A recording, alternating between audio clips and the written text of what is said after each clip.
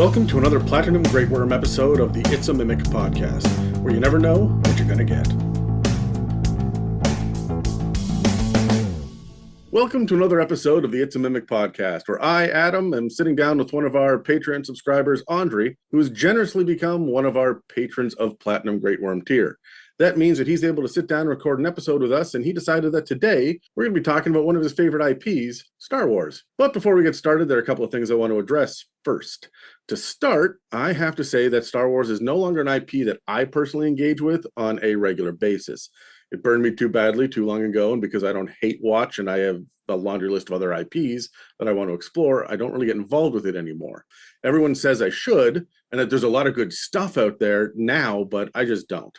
I know enough to understand when others are talking, but not enough to have anything but a few old and out-of-date perspectives of my own. So for this episode, we're joined by two of our resident Star Wars lovers on the podcast, Sean and Steve.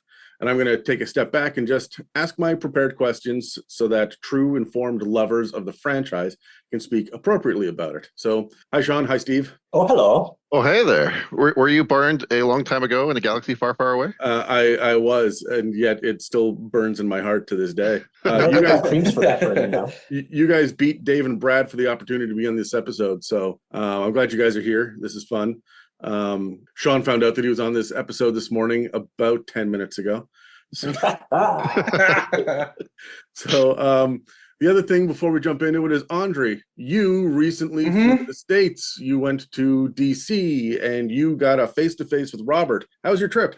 It was nice. I wasn't sent to El Salvador, thankfully, so that all went well. Honestly, the only thing I had wrong with the States was the heat. It was warm. It was really warm. It is disgustingly hot down there in the summer. I won't travel between June and August anymore. I just won't go there. I won't do that again. I can promise you that. A sheltered northern countries.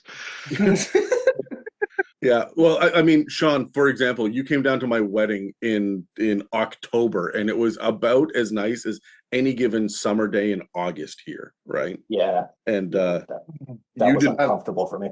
I mean, I don't know if you guys saw the video I put on the Discord earlier today or this morning, but that's it was just a storm at home right now. I'm so happy because I can feel cold again. Yeah, I know they're going through a heat wave right now. Mieka's parents just had their air conditioning shit the bed, and they can't exist. They have to, like, there was talk about going to a hotel or sleeping at Mieka's house. Like, it's brutal down there. It's the thickness, the mugginess. So well, Andri, that'll teach you to visit a swamp in the summer. Yeah, it definitely taught me. My visit with Robert as well was really nice. And Adam, you weren't wrong. He's fucking tall. He is probably, I think he's the only person I know in my personal life that can look Steve in the eye. Yeah, that's a very short list for me. I get it. I know. I remember we met at a restaurant. I remember he walked up to me. I was like, "Shit, Adam was not wrong." Yeah, nicest guy in the world, though. We have a great time. Every time I go down there, I try to connect with him because he lives pretty far away now, but he's got to go into DC for work occasionally, so we try to make that work. And and it's something Mieka and I always look forward to. One of these days, I'm going to meet his baby and his wife. But fun. Yeah. Anyways, I hope you guys have D20s. So we're going to roll for initiative on this. The way that this episode is going to work is that I've got 20 questions and a bonus question at the end. Every 5 questions, we're going to roll for initiative because this is just going to be the order that you are going to answer in. It always sucks to go first because you're on the spot. It always sucks to go last because everyone steals your answers. So going second is the best place to be in these kind of episodes. So if you've got your D20s, let's roll off and let me know what you got. I definitely have a D20. Give me 1 second. 14. Oh, wait. I actually have one in my pocket. That's so fucking stupid. You know, you're of course I have one in my pocket. Yeah. Yep. Okay. Andri, what'd you get? I got a 7. 18 for me. I guess I'm going first. All right. So Steve, then Sean, then Andri. There have been 9 main films separated into 3 trilogies spanning a generation each. There have also been 2 standalone films with 5 more in some level of production and 8 more that are being developed according to Wikipedia. There have been 36 seasons of television, 193 shorts and micro series, a game show, 3 made-for-TV specials from the 70s and 80s, dozens and dozens of novels, hundreds of comics and video games. I counted 311 video games during my research for this episode, including expansions, pinball games, mobile games, in-browser games, and Star Wars versions of popular games like Angry Birds and Lego. There are other non-game apps, plushies, Lego sets, toys, replicas, collectibles, clothing, cosplay, theme park attractions, clubs, conventions, and online forums. Star Wars has multiple subreddits. It has its own Wikipedia called Wookieepedia, has card games, tabletop role-playing games, board games, merch, and a countless number of references in other pop culture media. If you mimic Darth Vader's voice, Yoda's, or Jar Jar's unique way of talking, hold cinnamon buns up to your head, or even say, hello there, people all around the world will know exactly what you're referencing. The music, the sound effects, the screams, and the gibberish alien noises are all recognizable for literally millions of people. So, what for you is Star Wars? What is one product, one experience, one moment, or one vibe that stands out to you as being the most quintessential Star Wars that ever wore a star? Holy mackerel, that's a question and a half. Good question. I mean, realistically, like for a very long time, the answer to that question for me was Jedi, because that's sort of what makes Star Wars unique in its own way. But I think that question has changed with time, or the answer to that question has changed with time, and especially with the release of Andor, which famously has 0 Jedi in it, and is very quickly become one of my favorite properties from the entire universe, as well as as well as Rogue One, which I mean does have Darth Vader in it, but is again focused on non-Jedi. Sorry, I had a large truck go by. I just paused. Rogue One, which is famously not focused on Jedi themes. I would have to say that it really is just sort of about hope, which I mean is a big theme from Rogue One, and it is about hope and seeing a brighter day. They named the first ever movie after that. So that's also true. A New Hope, yes. So I mean that does sort of have a thread throughout the entire series. I would say there's so much about just like being able to look forward to a brighter day, and that there is something good on the horizon. And I think that's such an important theme to have in today's world. Without getting into specifics, I suppose. That's an awesome answer. I feel as if my answer is going to pale in comparison. Beth, going first. I got into Star Wars in my early teens, but frankly, thanks to Adam. I had never seen it, and I remember spending one night in a tent in the middle of nowhere. What is this Star Wars thing? And he told me the entire story of A New Hope. It was weird and amazing, but it's been something that's kind of always been a through thread in my life. I grew up with the expanded universe novels. I grew up with, Dark Forces and N64 versions of Rogue Squadron and all sorts of cool things. For me, Star Wars, it's not even just at the level of nostalgia for me. It's been a constant thread throughout my life. And it's just been always kind of there. I do have to echo what you said, Steve. I do feel as if Rogue One and Andor are probably two of the most incredible Star Wars media to come out in the last, decade. But also like it connected me to my wife. It connected me to my friends. It was a connection thing for me as well as the message of hope that it delivered. I don't feel like my answer is going to be any good now. No, I'd say, exactly what Sean and Steve has said. But I feel as out of us 4, I am the newest addition to out of us, since I'm only 22. But honestly, when I think Star Wars, my immediate thought goes to lightsabers. It has been my dream forever to get like a replica, like a proper replica. But it's just that the sound, everything. It's I swear my answer is not any good anymore because they've already said everything. Sorry, man. No. The question is, what's the most Star Wars connection? Yeah. Right. So yeah, I mean, lightsabers is rad. I mean, lightsaber is definitely is probably a newer Star Wars in my life, but I'd honestly have to say that Lego was my way into Star Wars. I remember my first ever introduction to Star Wars was the Lego Star Wars games. Yes. Excellent games. First introduction, I remember playing them all through the complete saga. I had not watched a single movie yet, so I knew the entire story by Legos grunting on a screen before I had seen the movies. That's amazing. All right. Okay, hold on a second. I gotta pause you because we're gonna segue nicely into question number 2, which was, what was the first memory you have of yourself engaging with Star Wars? So Andri clearly was the Lego games. But so when we circle back around to you, I want to know what movie you saw first. But first, Steve, All right. you're up. Yeah, my first introduction to Star Wars was, I mean, a bit, I guess, more classic in the sense that I am a bit older. I remember going over to my neighbor's place, and they had all of the movies on VHS.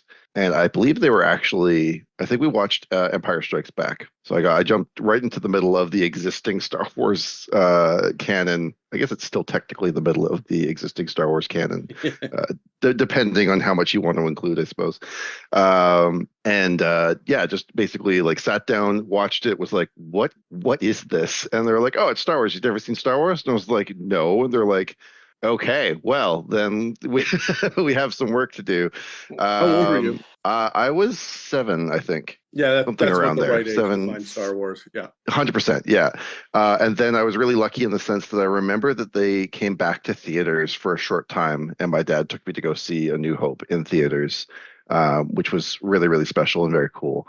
Yeah, the love story began there. So from that point on, it was, yeah, can I get you know what, I remember my grandma. My grandma was not great at birthday presents most of the time, you know, not to speak ill of the dead, love you grandma, but like quite often they missed the mark. But one year she showed up with the box set for the Thrawn trilogy of novels. I'm trying to remember the actual name. Oh, Heir to the Empire. That was my jam. Yes, yeah. Heir to the Empire, and that's what kicked off like my novel obsession, because I read through those 3 books and was like, this is amazing. There's this much more to like Star Wars and like the story that's being told.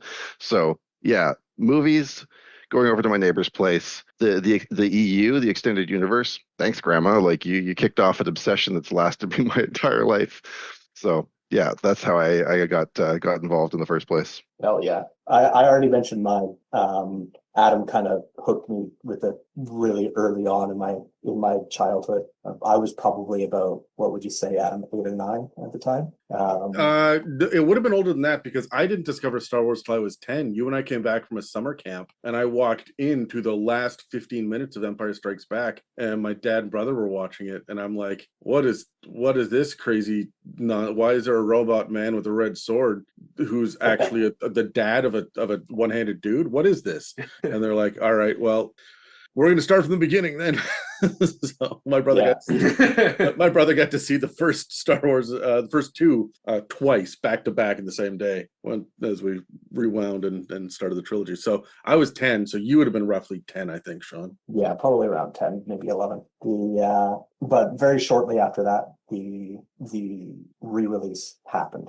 And so I got hooked on the story and then hooked into the books. And then all of a sudden there was this new re-release of the trilogy, with the remaster, I suppose. And it was, yeah, it kind of latched onto my heart from there, and I kind of ran with it. Okay, Andri, what's So yeah, as I mentioned before, my first introduction to Star Wars was Lego Star Wars: The Complete Saga, which came out November 2007. I was about, how old was I? Hold on. I was I was turning 5 that year. I got it for a birthday present in December or Christmas, either or, and played it, loved it. And then my second introduction, and this is this is my at least in memory, that my second introduction was the 2008 Clone Wars movie, which is awful. It's an awful movie. Which the one And then the animated Clone Wars, the 2008, where Anakin is saving Jabba the Hutt's son. It's convoluted as hell. Yeah. This is my second introduction to Star Wars. And then another birthday, there was I got a Lego set, and then I finally started watching the movies, and I started with the prequels. That's where I started the rest of the story. So I probably, controversially with people who enjoy Star Wars, I actually love the prequels to a fault. Because but admittedly, the prequels have their flaws, big flaws, I can admit, but I will defend the prequels till the day I die, because I love them. But that is my introduction to Star Wars, and it kind of just spiraled out of control from then. I think that's pretty common for like those who grew up with Star Wars once the prequels were out. Because I've talked to like a couple of people who, are a little bit younger, and sort of like the original trilogy has been out for so long now, and like the prequels either came out when they were kids or were already out once they were sort of getting into Star Wars. And because it's just sort of that's your original trilogy almost in a way, it smooths over a lot of flaws that some of us who sort of had like preconceptions of what the prequels were going to be going into them, that like shifted our sort of like the way that we look at them, and the flaws, how much they stand out to us. Stuff like midichlorians, where we're like, the what? Like, so. Yeah, yes, that's interesting to hear you say that. Yeah, so to me, midichlorians are super novel. I can admit there are some flaws, but sure. I mean, no, I mean, and then on the other side, I am now, looking at the sequels, and I'm seeing all the flaws. But I think most people can agree the sequels are not particularly good. Yeah. But that's me. All right. Okay. Again, Andri, you were just walking me into my segues here. So the next question. I'm so good at this. In each of the trilogies, which movie is your favorite? Ooh. Okay. Oh, okay. That's I got it. okay. Yeah, I think I got answers for each of those. So I would have to say Empire Strikes Back in the original. I'm not going to break any molds here. That movie is phenomenal. It was my entry point to the series. That's my favorite from the original trilogy. Prequels is going to be Revenge of the Sith. Oh God, did I get that wrong? No, you got it right. Okay, You got good. it right. I had a moment where I was just like, that sounds wrong on my tongue, but yeah, okay, yeah. Revenge of the Sith. So episode 3. I think that episode 1 is a perfectly good sci-fi movie, but I'm not sure how much it adds to the overall story arc. And episode 2, I'm sorry, Andri, but that movie hurts my soul in a number of ways. Attack of the Clones? Oh yeah, it sucks. Yeah, Attack of the Clones. There's some issues there. And then for the new movies, this one's tricky because for me, I think episode 7 is more of a Star Wars movie, but I think episode 8 is the better movie. It's just it doesn't fit very well with the rest of the trilogy. And then, I mean, can we even really call it a trilogy? Because I'm not sure how much we want to really recognize episode 9 as a whole. But yeah, I don't know.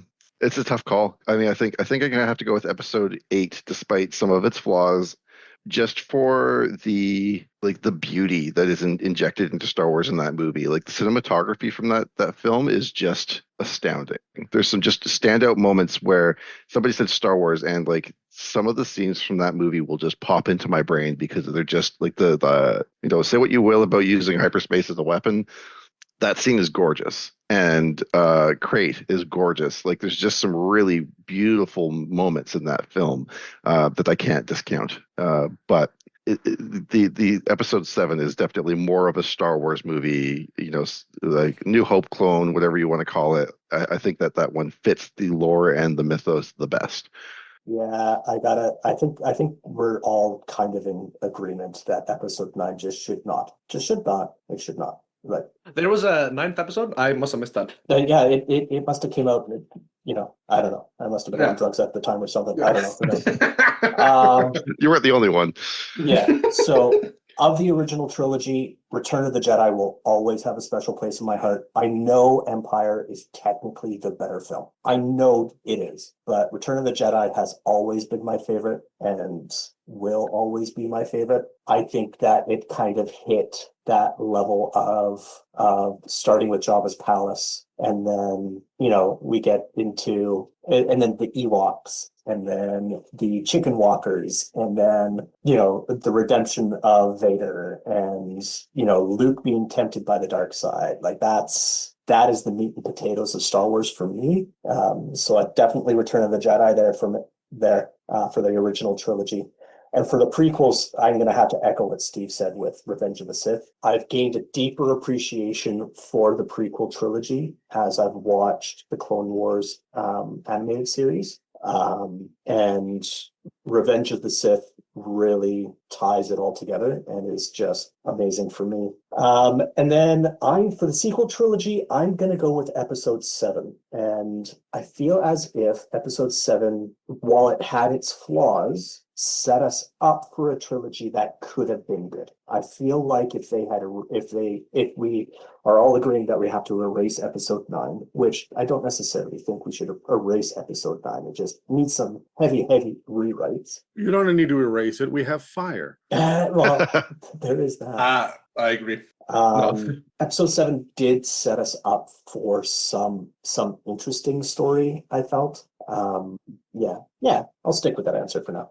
Before I say my answer, I'm so happy that you've gained appreciation for the prequel trilogy after watching the Clone Wars. I preach this with all of my might. The Clone Wars, as much as it is a side project, it ties the prequels very well together. Yes. But that aside, I think it's 3 for 3. Revenge of the Sith is my favorite prequel movie. Mm-hmm. Just seeing the downfall of Anakin becoming Vader, and then honestly, I can appreciate the cinematography in the prequels and the sequels and everything, but it's the this is a big word for me. Hold on, the help, guys. I hope you know choreography. Thank you, guys. Choreography in the prequels that really lets me on. Do you guys remember that bullshit Obi-Wan Annie spin that did in Revenge of the Sith where they're just spinning the lightsaber around? Yes. I learned that because I really wanted to. I can do it now, but that's besides the point. But no, Revenge of the Sith just is so good, despite some of its flaws. But the original trilogy is probably gonna be Empire, because it's just a great movie. I mean, I think all of them are great, but Empire, it's just that Vader and Luke scene that just really brings it all together somehow. In the sequels, it's probably The Force Awakens, because it was, in my opinion, it was the almost most natural way to bring Star Wars back at the time. Sure, it's a New Hope clone, but I think it wasn't awful to do it that way. It did bring a lot of new people back into Star Wars, which is great. But I think my only problem with the entire sequel trilogy, there are a lot of problems, but the biggest one, I'll rephrase. My biggest problem is the fact that Finn didn't end up being the Jedi. That is my biggest problem with the sequels, but that is besides the point. Yeah. That's a missed opportunity on their part. Yes, it is. I love Daisy Ridley as Rey. I just don't like how they ended with Rey. Fair. Yeah, I think that's pretty common criticism. And I think for me, just the lack of oversight in those movies is mind-boggling. You look at what Disney did with Marvel, for example, and the ability to weave television and movies and into this grand tapestry with a huge plan going forward, and they've been doing it for decades now. I'm actually doing a rewatch of all of the Marvel movies with my partner, and we're sort of making our way through in preparation for the new Avengers movies, which are coming out late next year, I think. And it's amazing how much planning and how little tidbits from one movie will show up later, and it all feeds into one grand story. and they couldn't do that for 3 movies. Like they gave it to 3 different directors and then let one of them go and gave it back to one of the first ones. And there's clearly was no oversight because Okay. everybody just did what they wanted. And it blows my mind that they weren't able to just like give a framework at the bare minimum of where they wanted the story to go, because it just ended up all over the place. All right. Okay, hold on. This will bring me to my next question. What was the biggest wasted opportunity in all of Star Wars, and how would you fix it? I mean, yeah. And you don't have to focus on the sequel trilogy. There have been lots of missed opportunities. We can look at the Disney Plus shows and whatnot. There's a lot. So You're not wrong. Picking one is hard, but I think I will sort of continue on my rant there and just say, like, yeah, the episodes 7, 8, and 9. Yes, there have absolutely been missed opportunities in other aspects of Star Wars, but nothing affects the Star Wars zeitgeist as much as the core movies. And the fact that 7, 8, and 9 were really just a drop ball is such a shame, because if it had been good, it would have fed, the next generation of Star Wars fans, and it did to a certain amount, but I think it also probably damaged a lot of people's trust, Cop Adam, in how they want to do things. And I think the way I would have fixed it, we'll come back to my first question, is honestly, I would have loved to have seen them adapt Heir to the Empire, because that really is the perfect trilogy of novels, in my opinion. I think they would have, like, a lot of people said this when they were planning the movies and they didn't know what they were doing yet. It was just that they were expecting Heir to the Empire and Thrawn and this new era of Empire, and how they were going to continue on with the Emperor dead and Vader being gone. I think it would have really given a good framework, and by all means, change things, make things different, modernize it. Look at some of the, I would say, plot holes, but realistically, there weren't really many, if any. Like, it was just such a well-written series that I think they really could have capitalized on it and made something truly great, and taken existing popular media and allowed it to drive forward this really, excellent series of movies. And the fact they chose to just throw literally everything that they had established out the window. And to be fair, they brought back some of it now, but like most of it has just been thrown out the window and forgotten. And I think that their ambition to do something new and different, it could have been fine, but they needed to put in the extra effort. It's sort of like that idea of, like, okay, well, we can do something brand new, and it's going to take we won't have anything to sort of build off of, but we could do our own thing, and that's fine, but it's going to be more work. Or we can sort of, use what's already there, which will decrease the time, because we won't have to do as much work to come up with all of the stuff. And, like, we won't have to worry about plot holes as much, because they've been pointed out for decades. Like, it's just like they made the decision to go the hard route and then didn't put in the effort to go on the hard route. And that's just such a waste and such a time, like a disappointment, really, because the excellent content is there. It exists. And it could have been adapted very nicely into a movie format, but we just decided that wasn't the route, and unfortunately, the ball got dropped. I'm going to agree to a point. Personally, I think that the sequel trilogy in of itself was the larger missed opportunity. I do like what they are doing with Thrawn in Rebels, in Ahsoka, Ahsoka, in that level of stuff. I like what they're doing with the Ezra Bridger storylines, continuing on, what we, the explorations that we had in Rebels, Yep. which, again, it's another one of those series that started off as definitely aimed at kids, and then by the end of it was definitely not aimed just at kids. Like, geez, that thing rips my heart out when I watch it sometimes. Oh, yeah.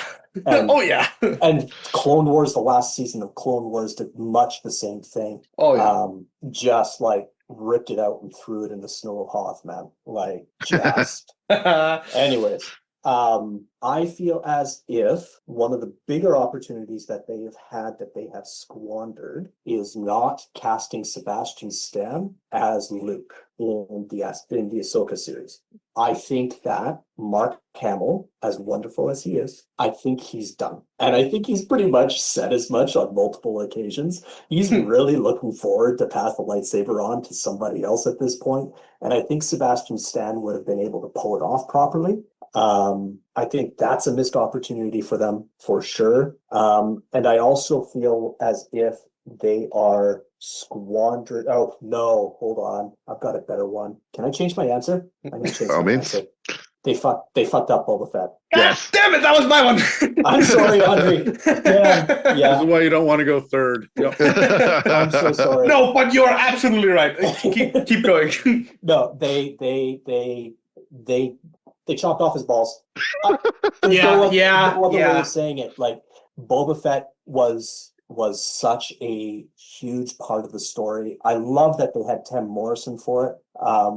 But they didn't give him the meat that he needed to be able to play with in that series. Book of Boba Fett was a waste of celluloid as far as I'm concerned. You're not wrong. It was very disappointing. It was very much Mandalorian season 2.5. Yeah. It could have been so much more, Yes. so much more. And I think they had a lot of the bones for it to be Boba Fett on a revenge spree. But I feel like they took it in a direction that Boba Fett should not have gone in. Boba Fett is supposed to be scary. He's supposed to be a threat, and he wasn't. That's my squandered opportunity, I suppose. They Sorry, Andri. Disneyfied him. No, don't worry. I found another one. Don't worry. Now, I think the biggest missed opportunity, at least Disney has done, is shutting out all of like the books, everything about the Old Republic, just so much of the novels that have come out about, like I said, the Old Republic. I'm not saying that the Old Republic is perfect, but making a show, if not a few movies, about it would be great. If I remember correctly, there was originally a plan for them, but they've been scrapped now at least 3 times. Now, there are, of course, the video games, Knights of the Old Republic, and I don't remember the other one off the top of my head. But those are MMOs, mass multiplayer, mass online multiplayer. But I feel like that might be one of their biggest. Maybe not the biggest, but there's so many novels to bring from. I mean, one novel that they did technically bring back is, Thrawn is a legend, so non-canon, but was brought into canon, which I love. Yep. Boba Fett surviving the Sarlacc pit was not canon, became canon, which I did not mind. The Boba Fett series had its problems.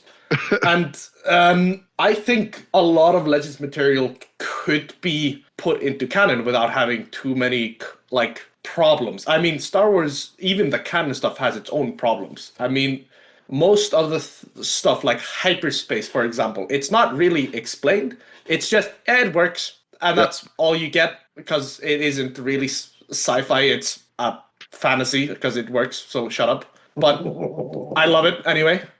So I think personally, the Old Republic, all of the novels, whatever, there's a lot of stuff that could be made into material, because quite frankly, the Acolyte sucks. The Acolyte fucking sucks. I don't care what anybody says.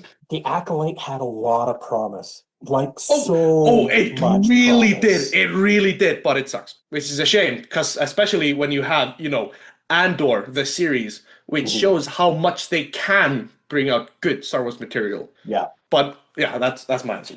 The Old Republic as a whole probably just is a missed opportunity. Yeah. They squandered Manny Jacinto. Yeah. He was fact that he didn't scream Bortles at least once pisses me off.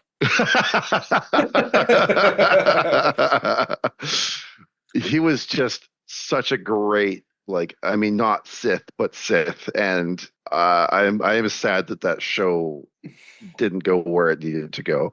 But yeah, it is hard to watch. That said, it is one of the best shows for lightsaber fights. Yes. Oh, yes. Absolutely. The choreography in that series is amazing. So if you don't care about plot and you just want to see some people do some really cool stuff, for combat choreo, I highly recommend just either Googling Acolyte combat scenes on YouTube or whatever, or just sitting through it and just watching the combat scenes, because they're very, very good. That is the highlight of what the Acolyte is just lightsaber combat. turning off your brain for a little bit and watching some space wizards fling around some lightsabers, right? Yeah. Like 100%. I will say, as somebody that has recently, like within the last 3 months, played the Star Wars MMO, the Star Wars Old Republic MMO. Yep.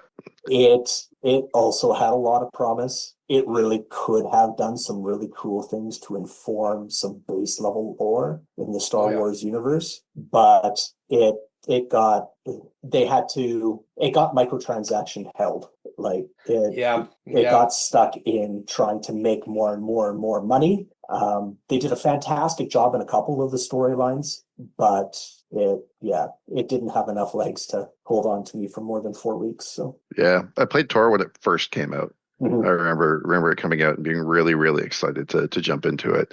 Yeah. And I played it. I finished the core campaign and everything, but I just couldn't hold my attention. And then I went back a couple of years later, and like you said, it's just been microtransaction. Like, it's free to play now. You could just download it and play it.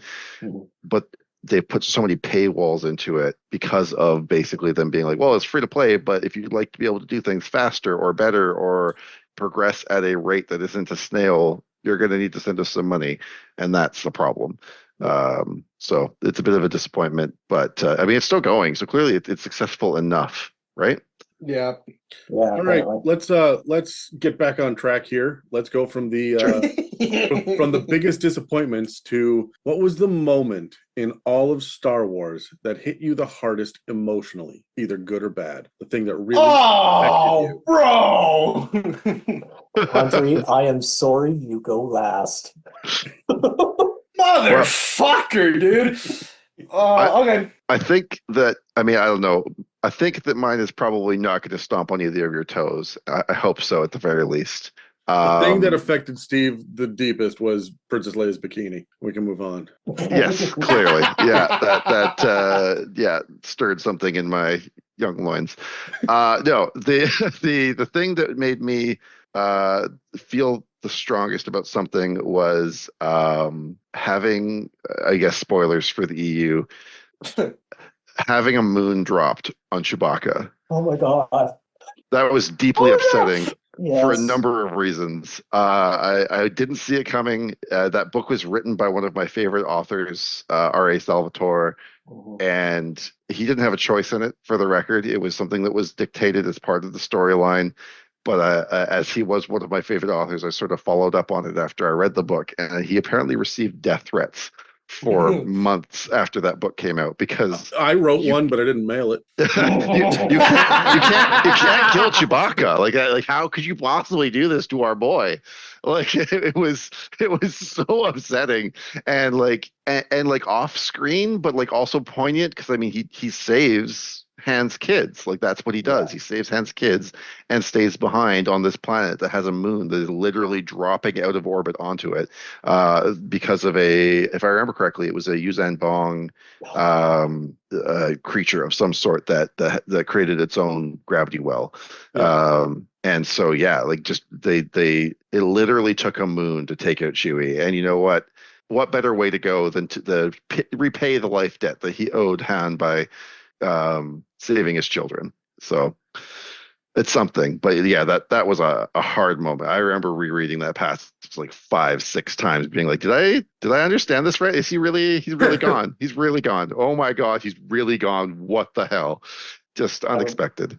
I remember Adam forced me to sit down and read that chapter completely and totally out of context. Adam, you asshole. Yeah. I needed a second pair of eyes. I didn't believe it. I needed someone else to confirm that I was not losing my shit. Yeah. I knew who the Yuuzhan Vong were. I knew that they were like an existential threat to the universe. And then I knew who the twins were. I knew I understood where it sat in the storyline. I hadn't read it in a long time, and then he sat me down and forced me to read a single chapter. And I think that may have been the moment I stepped away from the EU books. That may have been the moment that made me say, "Well, nope, there's too much to get into right now. Can't do it." Adam, I am sorry. This is going to be a very spoiler-heavy episode for you, and I hope that it doesn't diminish what I hope you will eventually actually get into. Sean, I don't care. And that makes me sad, Adam. It makes me very sad. No. As in to say, I am so far behind on everything that by the time I catch up, whatever you say will have been forgotten. So I don't care. Go ahead and spoil it. So one of the things that was amazing about Clone Wars was that the last season happened contemporaneously with Revenge of the Sith. I'm sorry, Andri.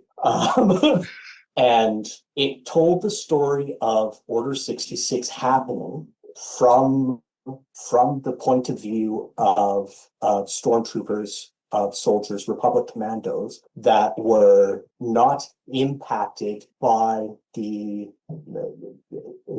boiled down to it being a command chip in their head. And so Clone Wars, following really heavily the story of Ahsoka, we got to see Order 66 happen from Ahsoka. And which clone was it, Andri? Do you remember? It was Captain Rex. Yes, I'm Rex. watching the Clone Wars right now. Don't worry, I got you. Yeah. We got to watch that happen with Ahsoka and Rex, and we had just had, a number of seasons. The entire conceit about Clone Wars was that Dave Filoni sat down and said, I want to have a character that everybody hates, is a whining, sniveling brat at the beginning of this thing that everybody loves so entirely by the end of it. And that was the story of Ahsoka Tano as we watch Anakin slowly be seduced by the dark side, as we watched Obi-Wan watch that happening and be unable to stop it, as we see Maul come back and threaten Obi-Wan, as we see all of these threads stitching together. And there's one scene where Ahsoka Tano is walking out, and there are a couple of, for lack of a better term, stormtrooper helmets on pikes in the snow as she's walking out. And if I remember correctly, that's probably one of the last scenes we see of Ahsoka Tano before the Ahsoka series. And it had such a lasting gut punch for me that, in my head at least, Clone Wars ends on that moment. Clone Wars ends on the moment of Ahsoka has watched her mentor turn to the dark side after the entire Jedi Order has turned their back on her. And it's just, now she's alone. And that feeling of loneliness was an emotional gut punch that has stuck with me to this day. That would, If I could, sorry. I was going to say, if I can add to it as well, if I remember that scene correctly, earlier in that series, the band of troopers that are with Ahsoka have all painted their helmets to look like her Leku, or her are they Leku if it's not a her facial markings, but yeah, you're correct. Yeah.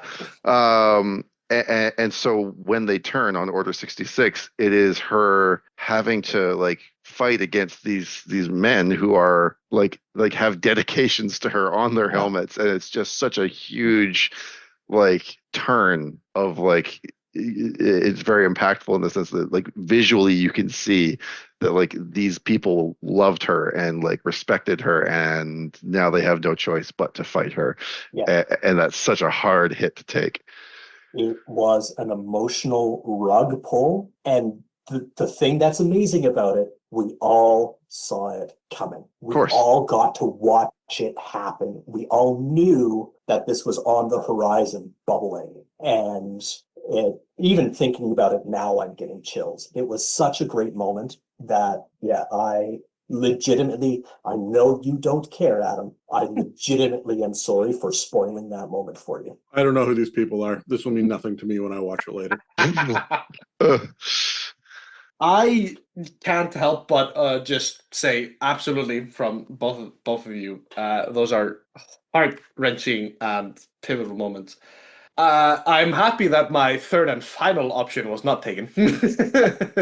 Sorry. No, don't worry. But also, admittedly, I have not read the novel that Chewie is killed in, but I have plans to read it but I already knew about this plot hole or not plot hole, plot point. I think now that Order 66 is gone, from my options at least, I would have to say one of the final episodes of the Rebel series, I think, hit me hard when Kanan Jarrus sacrificed himself to save the ones he loved. Now, the reason why that hit super hard for listeners and whatever spoilers, I nobody cares anymore. It's an old series at this point. The reason why is because earlier on he was blinded by, I believe, Darth Maul. Watch the series; it makes sense then, and went on for I think almost 2 to 3 seasons blind, and could not see his loved ones, his apprentice, or whatever. Then he is holding an explosion with the Force, looks back at his basically wife at this point, and then sees her because the Force granted him vision one last time. When I say I cried like a baby, I cried like a fucking baby, bro. Yeah. That scene, just thinking about it, gives me chills. Even like Order 66, everything, it gives me chills to this day. I very often watch Star Wars again. I always hold off on that episode. Bro. You always have to approach that episode. You see it coming down the horizon, and you're like, okay, I think I need a beer before I do this. Absolutely. But I'd also say, just because I can, Ahsoka realizing who Darth Vader is in the Rebels in the Rebel series is also like, holy fuck. Yeah. Like, sure, seeing him go down the dark side slowly and steadily, but realizing who Darth Vader is after hearing like whispers about him. Yeah. That was a good moment and scene. Well, and it only makes those scenes in Ahsoka where she is, visiting with Anakin, right? That much more poignant, right? Yeah. It's just, I love it. Anyways, sorry. You want to know something else that's poignant? It's re-rolling initiative. Let's do it. One of the more awkward transitions, but we'll get there. Motherfucker! I'm going last again. Did you roll a 1? I rolled a 2. I rolled a 2 as well. I rolled a 19. All right, Andri and Sean roll off. Oh, hold on, no. His dexterity is definitely higher than mine. I'm 42. He's in his 20s. I have been in a car accident and a snowmobile accident. I don't think so, bro. All right, fine. Let's go. There we go. Roll off. 14. 15. Let's go. There you go. All right. Well, Steve, you're still going first. Hooray. We're gonna get into the favorites questions here and now. So okay, let's not spiral out too much and stay focused on this specific question. Which show is your favorite? I'm not asking which one is objectively the best. Which one holds the biggest place in your heart and why? Oh, it's got to be Andor. Like that show redefined what Star Wars was for me in the sense that it provided the sort of gritty realism that I wanted out of Star Wars for such a long time. Like, don't get me wrong, I fell in love for it. I fell in love with it for the reasons of it being a space opera and kind of ridiculous and over the top. But Andor, like, especially as an adult, like, just really brought it home, grounded it, and gave it this relatability to the universe and made it so much more real and dark. And the way that they took that series and just tied it into the lore, ran it right up into Rogue One, it fits flawlessly. The actors in it are amazing. The forethought and the fact that it wasn't like hey, let's make this show and then let's see how many seasons we can get out of it. It was we have a story to tell and we're going to tell it with this number of seasons, with this number of episodes, and it's all planned out. We know what we want to do. Those kinds of shows always just have, like, they set themselves up for success because they don't need to sort of hedge their bets about, okay, well, when do we introduce this? Because if we introduce it too early, we'll wrap up too early, and then what if we get it renewed for another season? What are we going to talk about?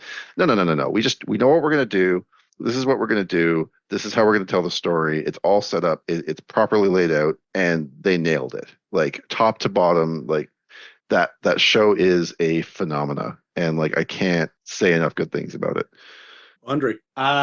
My favorite show will have to be the Clone Wars, because it was coming out when I was growing up, still. So I remember almost seeing it as it was coming out. Now it's difficult when you live on an island in the middle of the fucking Atlantic. Um, but what I saw every single time was just great, and then I finally watched it probably like all of it at like 15. Realized that the sixth season was cancelled, and I've never been so mad in my entire fucking life. Fair. Um, but yeah, the Clone Wars, just the it's. I mean, I completely understand Andor as a favorite show. I love Andor, but it's just the perspective of both Ahsoka, Anakin, and then Obi-Wan of the Clone Wars, and then even other perspectives. Padme, for example, it like Rebels. It started for kids. Later on, oh shit, they just murdered somebody. Like, this is not a kid show anymore. No. But yeah, Clone Wars will always be my favorite show. I love the other shows, maybe not Boba, but the other shows are fantastic. I really liked Clone Wars. I love that it happened contemporaneously with Revenge of the Sith. That was brilliant. I loved that. I also loved Andor for a lot of the same reasons that you said, Steve. If I have to choose a distant third, I did like a lot of Rebels, especially when they were talking about the nature of the Force and the duality of the Force. And they had that entire plot line with this. How did this work, Andri? Do you remember watching it recently? It depends on what you're thinking of. They found a planet that was locked out of time. So fun fact, that is technically Clone Wars still. If you're talking Was that about Clone Wars? Yeah, the triad when they go to a planet with the neutral geez. force, the dark side, and the light side, that is the Clone Wars. Yeah, it's Clone Wars. But they go into it a lot in the Rebels because Ahsoka was there. So this entire Star Wars as a whole, we can all agree, is convoluted and very confusing if you don't have like a firm grasp of what's happening. Yeah, and in fairness, it was a couple of years ago that I actually sat down and watched. Yeah, but I know what plotline you're talking about. I did like that as well. Yeah, I did enjoy Rebels. I do like what they did with Thrawn. I don't think he's menacing enough. But I do like what they did with Rebels, especially as what they've done to set up for Ahsoka. I'm really interested to see what they do with the next seasons of Ahsoka, because there's a lot of delicious stuff in there too. I think Ahsoka has very quickly become my Star Wars obsession. And yeah, I'll say Rebels just to round it out a little bit. Okay. So let's say that you guys want to introduce someone new to Star Wars. What's the gateway drug that you inject into their veins to get them hooked? I think I'm going to start sounding like a broken record here talking about Rogue One, but Rogue One into A New Hope is, I think, my new gateway drug. A New Hope. Do you really think that it's going to hit as hard? The ending's going to hit as hard if they don't have the context of the beginning of Episode 4? I think watching both of them back to back, yes, I think it would. A New Hope is an amazing movie. Obviously, it kicked off a franchise that has spanned decades and generations. But watching it, I mean, there's a reason that none of us picked it as our favorite movie from the original trilogy. It is a little bit drier. It's a little bit slower. It doesn't have sort of like the same high action sequences that like Empire and Return do, which is all fixed by Rogue One. Like Rogue One injects a lot of that like modern combat and intrigue and excitement. And I think tying those two movies together and sort of having that modern mixed with the old really does provide a really interesting viewing experience and sets the stage for what's happening in the conflict in a much better way. It gives a little bit more of the dark gritty at the beginning and a little bit more of the hopeful light side at the end. And I think that's how I would want to get people into it. Like start them at the beginning, but like only kinda, like they take the end and attach it to the beginning and have those two pieces come together. They're the perfect little unit, in my opinion. Those two movies play very, very well together. So that's probably where I would start somebody and let them decide where to go from there. Andri? I agree with that way. I'd say it depends entirely on the type of person you want to introduce to. But that being said, I think a very controversial way to do it. I think I would probably do this with somebody who's never seen Star Wars at all, knows who Darth Vader is. I'd probably go with the machete order of watching the movies. Yes. Now, for those of you who are not aware, the machete order is A New Hope, then I believe it's Empire Strikes Back, and then you watch the prequels. Yeah. I introduced Charlie to Star Wars that way. Yeah. And the absolute love that he did not feel was wild. He just could not give a shit about what was going on in the prequels after that cliffhanger. I love the idea of that, but I've done that in practice to introduce someone that way, and it did not. I was a little disappointed. Yeah, I was going to ask, have you ever done it that way, Andre? Me, I see the only person that I have ever had to introduce to Star Wars properly is my partner. But when I did it then, I just did it in chronological order because everybody knows Darth Vader, I am your father. See, I mean, she's never watched, but she had never properly watched a movie, but she knew that because it's all over the place. Sure. So I just decided chronological. But honestly, if I were to introduce it without the machete order, honestly, I'd probably bring out like just the Clone Wars, honestly, because it starts off pretty like, I'm not going to say normally, but pretty like, okay, I could get behind this kind of, because it just starts off with a war, like a battle, and you get introduced to the characters relatively quickly. Yep, that's fair. I love the idea of going Rogue One into A New Hope. I feel as if Darth Vader's a monster at the end of Rogue One. You kind of get that idea. Oh. But you don't really get a sense for who the Jedi... No, you do kind of get a sense for who the Jedi are. Yeah, kind of. Like, I think you almost... Yeah, I don't know. It's tough to bring somebody into Star Wars, honestly. Yeah. I kind of like that though, because I mean, in the place that the galaxy's in when A New Hope is happening, people don't believe in the Jedi. Yeah, you know, they're a myth. Like that is something I think a lot of people miss about Star Wars is that, like, realistically, even when the Jedi were in power on Coruscant. like Coruscant and thank you, and like they were a big part of the Republic. It didn't actually, like, most people never saw a Jedi. Like, the galaxy is huge, and like the Jedi numbered in the hundreds, maybe like low thousands, and that's a lot of space to cover. So like people didn't know that they existed when they existed, and then they were all slaughtered, and the galaxy moved on without them. And yeah, they fell into myth and legend, and they weren't, like, the Force isn't believed in by a lot of people. Like, I mean, Han's first reaction to the Force is just like, yeah, it's a bunch of mumbo jumbo. Like, that's not a real thing. And no match for a blaster at your side. I'm sorry? No match for a blaster at your side. Indeed, exactly. So, like, I think that, that little bit of Darth Vader as the boogeyman is really interesting, and then letting A New Hope introduce this idea of what a Jedi might be, and like whether or not they exist or not, is kind of an interesting exploration of that kind of a character. Hear me out. Yeah. Because I agree with your answer. I legitimately agree that a good place to sit down would be Rogue One to A New Hope, with the caveat that you have to explain to somebody that there's literally 40 years in between the two movies, right? What? Rogue One and New Hope happen right after each other. Yeah, I meant filming wise, because you're still going from a movie that was made in 2020. Yes. Oh, Yeah. sorry, you said 40 years. I thought you said 4 years. Way. Yeah. Okay.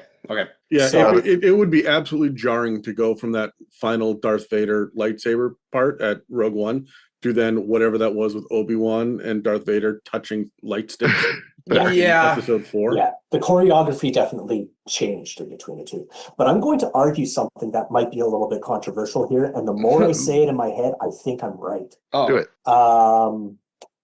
Skeleton Crew. I have actually not seen it. Skeleton Crew was a really, really cool take on I want to say Treasure Island. Kind of, yeah. Ooh. The Goonies. Yeah, it kind of had a Goonies feel. I feel like it was It was goofy enough to kind of give you that Ewok flavor. It had enough political intrigue to kind of, oh yeah, this entire planet is an old Republic stronghold that was a mint for all of the credits, right? It gave you a taste for piracy and smuggling in deep space. It gave you a taste for old droids. It gave you a taste for Jedi as a whisper behind the scenes. Yeah, I think Skeleton Crew might be a good answer. I think you're right, actually. That's a really good point that I just didn't consider. I really enjoyed Skeleton Crew. I will say that it probably does, like Andre said, have a certain demographic. Like I would not introduce Star Wars to my father with Skeleton Crew, for example, just because it is a little bit sillier, and like I think that would maybe throw off my dad, who is more of a serious sci-fi kind of human being. Yeah. But I think for like a younger generation in particular, like people who haven't grown up with understanding what Star Wars is and might not know who Darth Vader is and that kind of thing, it's a really, really good like entry point for the next generation of Star Wars fans. It's also begrudgingly a shit ton of fun. It is. It really is. It was fresh because it was being told from the point of view of kids in the Star Wars universe. So I think if I were to go back in time and reintroduce my 7-year-old to Star Wars, I would probably start with Skeleton Crew. Yeah. I think that might be a good answer. I heard that it really dropped the ball when it came to actual skeletons on the crew. Yes. True. Yeah. Yeah. Not inaccurate. There weren't enough in closets specifically. All right, we're gonna leave Sean in the closet for a second as we move on to the next one. Which movie or show is the hot garbage that you think drags down the rest of the IP and you absolutely hate? Again, I'm not looking for the objectively worst Star Wars show or film. I'm looking for your own personal hatred. What do you hate as much as Anakin hates sand? Oh, where to start? Okay. That's a tough question. I mean, my first inclination is Attack of the Clones. But at the same time, oh man, I don't know. Like, I think I have to go with Attack of the Clones. That movie actively angers me. Like, Episode 9 is a mess, and Boba Fett is also like a blemish upon a great man's legacy. But there is just something about Attack of the Clones that actively angers me as I watch it. Like the delivery of some of the lines, the waste of some of our time. Just it is. There are little tiny nuggets of important information in that movie, and then there's just the majority of it, which is just trash, in my opinion. It really frustrates me the way they I don't know whether it was the director or what, but like the way that some of the lines are delivered and the way that they play out the romance between Padme and Anakin is just nightmarish. It's actively uncomfortable. Like, but Steve, this is when we learn that you can replace droids' heads and their personalities will. Yeah, I know. What a wonderful thing to add to the canon. And that R2D2 apparently has had booster rockets on his legs this entire time. You know, I don't know. There's just a lot of things about that movie that drive me nuts. What was I gonna say? There's something I was gonna say. I know what I was gonna say. It took me this is gonna seem like a really weird segue, but it took me a really long time to get into The Office, like the TV show The Office, because I would always start with the first season, and that season literally makes me squirm inside my skin. How awkward and uncomfortable some of the lines are. I get that same feeling from some of the seduction, and I'm using air quotes right now for the listeners at home, scenes that they put Anakin and Padme into. Like, it is just, I'm just sitting there going like, oh, let it be over, please. I can't do it. It's so painful. It's so awkward. It hurts. So yeah, that is the Star Wars property that actively makes me mad. Yeah, that's I as a prequels kid, I can understand where you're coming from. However, as a prequels kid, I love Attack of the Clones, but I also see its faults a lot. It is the worst out of the prequels. But that's also because George Lucas himself did the dialogue, and that's why it's so fucking bad.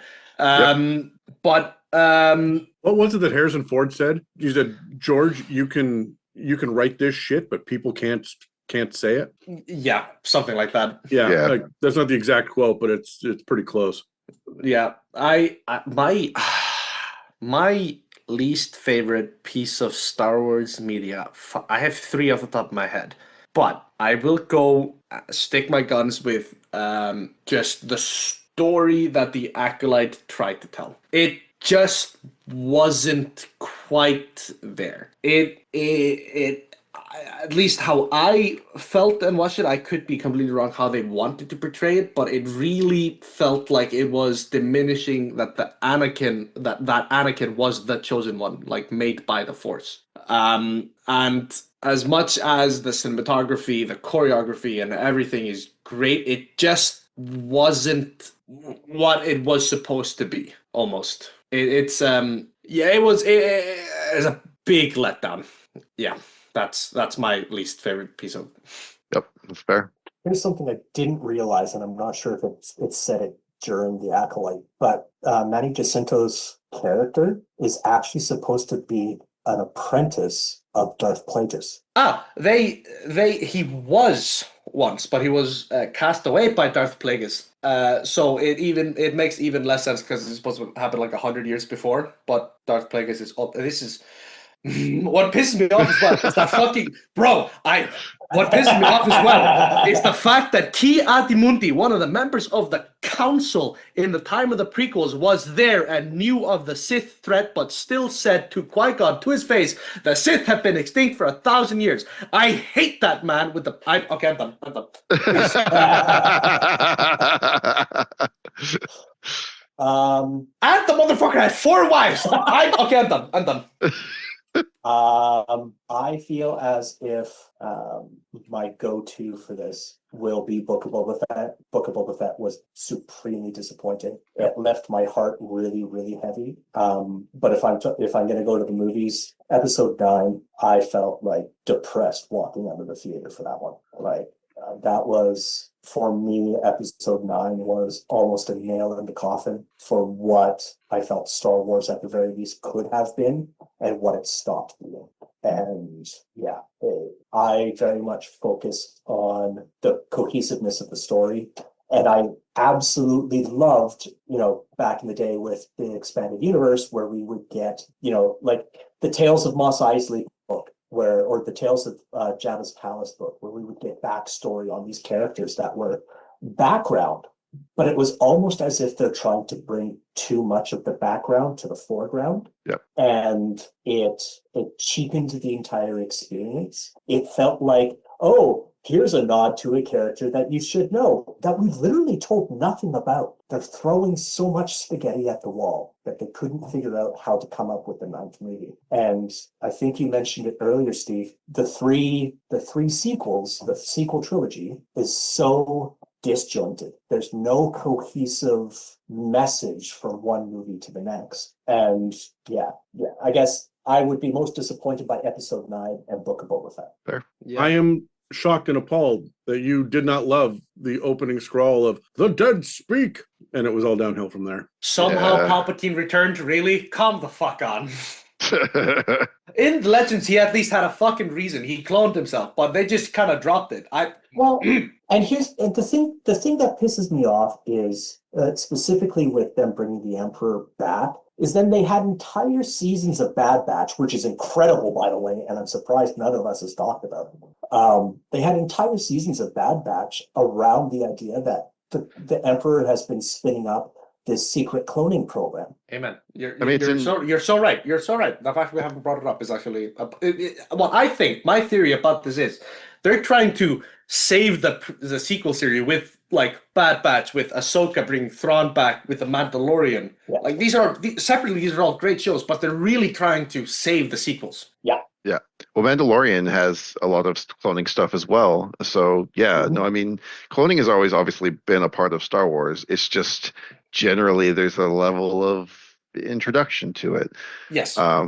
I think that a lot of what went wrong with my theory about Episode 9 is basically J.J. Abrams tried to shove his Episode 8 and his Episode 9 into one movie.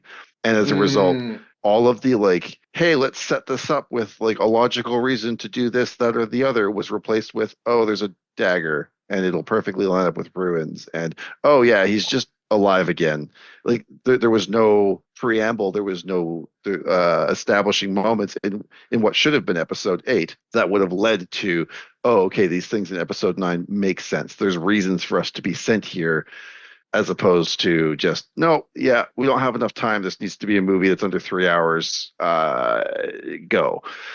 I have to agree with you. I think it's the same problem with the last season of Game of Thrones. Well, it was Yes. just too fucking rushed. They did too You know- much in too little time, and they couldn't justify anything. You know what pissed me about the last season of Game of Thrones? The fucking producers were promised Star Wars films, then season 8 flopped, so they didn't get the Star Wars films anymore. Allegedly, I can't go on this rant. I can't go on this rant. That's No, just called karma. That's another episode. Yeah. Totally separate episode. Okay, so let's not go on rants when I ask you this very ranty question. So starting with Steve again, you have 2 sentences to answer this one, so we don't go spiraling down more rabbit holes. Oh boy. What is something that the average Star Wars fan criticizes or dislikes that you're willing to defend? Interesting. I'll start. Okay, please. Jake Lloyd. I'm done. I needed 2 words, not 2 sentences. That's He did fair. the best he could fucking get. You know what? Yeah. Considering that he had a huge legacy to stand up for, and you know, he had green screen to work against. I mean, what would you do? Yeah, no, totally fair. That's a good answer. Good answer. I think I would stand up against the Darth Maul revival. It's not universally hated, but there is a lot of people who are just like, he was cut in half. Like, why isn't he dead? And you know, fair, but at the same time, it was a lightsaber. It does cauterize wounds. And Maul was fueled by hatred. And what makes you madder than being cut in half? Let's be fair. Yeah. Anyways, there's supposed to be 2 sentences, so I'll leave it there. Shit. This is such a good question. Steve, I just want to point out that this is why when you're DMing and you need to cut someone in half, you do it lengthwise, not across the middle. That way Yeah. they dead. I have this 2 sentences. I'll try. Making a lightsaber crystal red. I will not defend Acolyte, I'll defend comics. Because I'm going off 2 sentences. Bleeding a crystal should be a hateful progress. Not, oh my god, I am now a little edgy, like they did in the Acolyte. I did a bad thing. That's it. Yeah, that's it. That's all I'll say. Yeah, I agree with you. Mine kind of echoes yours, Adam. Bad scripts don't make bad people. Star Wars fandom has a habit of getting into things like the amount of hate that what's his name? Jar Jar's actor. I'm at best. Thank you. The amount of hate that man got for Jar Jar was extraordinary. And Yes. Say what you will about Jar Jar himself, the actors don't deserve that hate. Can you Yeah. guys imagine what people would be saying about Lando after episode 5 if the internet had existed back then? Oh, I don't want to be a part of that reality. No. What we knew of Lando from episode 5 was not what we know of Lando from the expanded universe, though. Yes. Lando in episode 5, outside of the plot point that he had nowhere near the characterization that we attribute to him from reading the books. I mean, I think what we're getting at is the actors didn't deserve what they got. Yeah. In Correct. prequels and the sequels, even. Yeah. Like Adam said, bad plot and bad dialogue does not make an actor. Yeah. Yes. All right. So speaking of characters, which Star Wars character did you identify with the most when you were young? And do you still identify with them now? Oh, shit. Oh man. I should be a professional interviewer. I'm having so much fun. Yeah, should we start up our version of Hot Ones? What would we do in our version of Hot Ones or your version of Hot Ones? I don't know. Invite nerds onto the channel and make It them could be dice shots or of something. fireball. Let's do this. There we go. Yeah. Oh, so hammered by the end. Anyways, it's gonna be a really odd answer, but I think as a kid I identified the most with C-3PO. I was always like the voice of reason and like the rule follower in my group of friends. Like it was always should we be doing this, guys? I don't know if we should be doing this. This seems really sketchy. Oh, we're doing it? Okay. Well, that sucks. like kind of vibe. So yeah, I don't know that I would say that I still identify with C3PO anymore, but yeah, as a kid and like young adult, I was definitely sort of the like, yeah, a little hesitant about doing this kind of wild or crazy thing. Maybe Hey. we should rethink this. 3PO lived to the end of the series. He made it through 9 episodes. Can you say that about everybody else? Yeah, You can say it absolutely. about R2D2. R2D2 made it. Yeah, but I then look around and see how many droids died between episode 1 and episode 9. I And mean, then, actually, I'd argue against you, Adam. I wouldn't say he made it all the way to the end because he was memory wiped in episode 9. he was memory wiped before that too, because he didn't remember Anakin. But his conscience Shit, did that's right. save him. No, you're right. No, yeah, I forgot about that. No, never mind. You know what? He does also have his Edit head that ripped out. off twice. Okay, I mean, if we're gonna get ship of theses about this, how many times did they have to replace parts on R2D2 because he got shot in the middle of a battle? When did he get shot in the middle of a battle? Yeah, he got blasted, like specifically in the starfighter battles, right? Yeah. He would get Alright, shot yeah. in the top of him. No, R2, my droid's gone. Yeah. He also got hit in Return of the Jedi, which is why he couldn't open the blast doors at one point. And he, I guess he's the only one that doesn't get hit in episode 1 on the Starfighter or the Yeah. Starliner.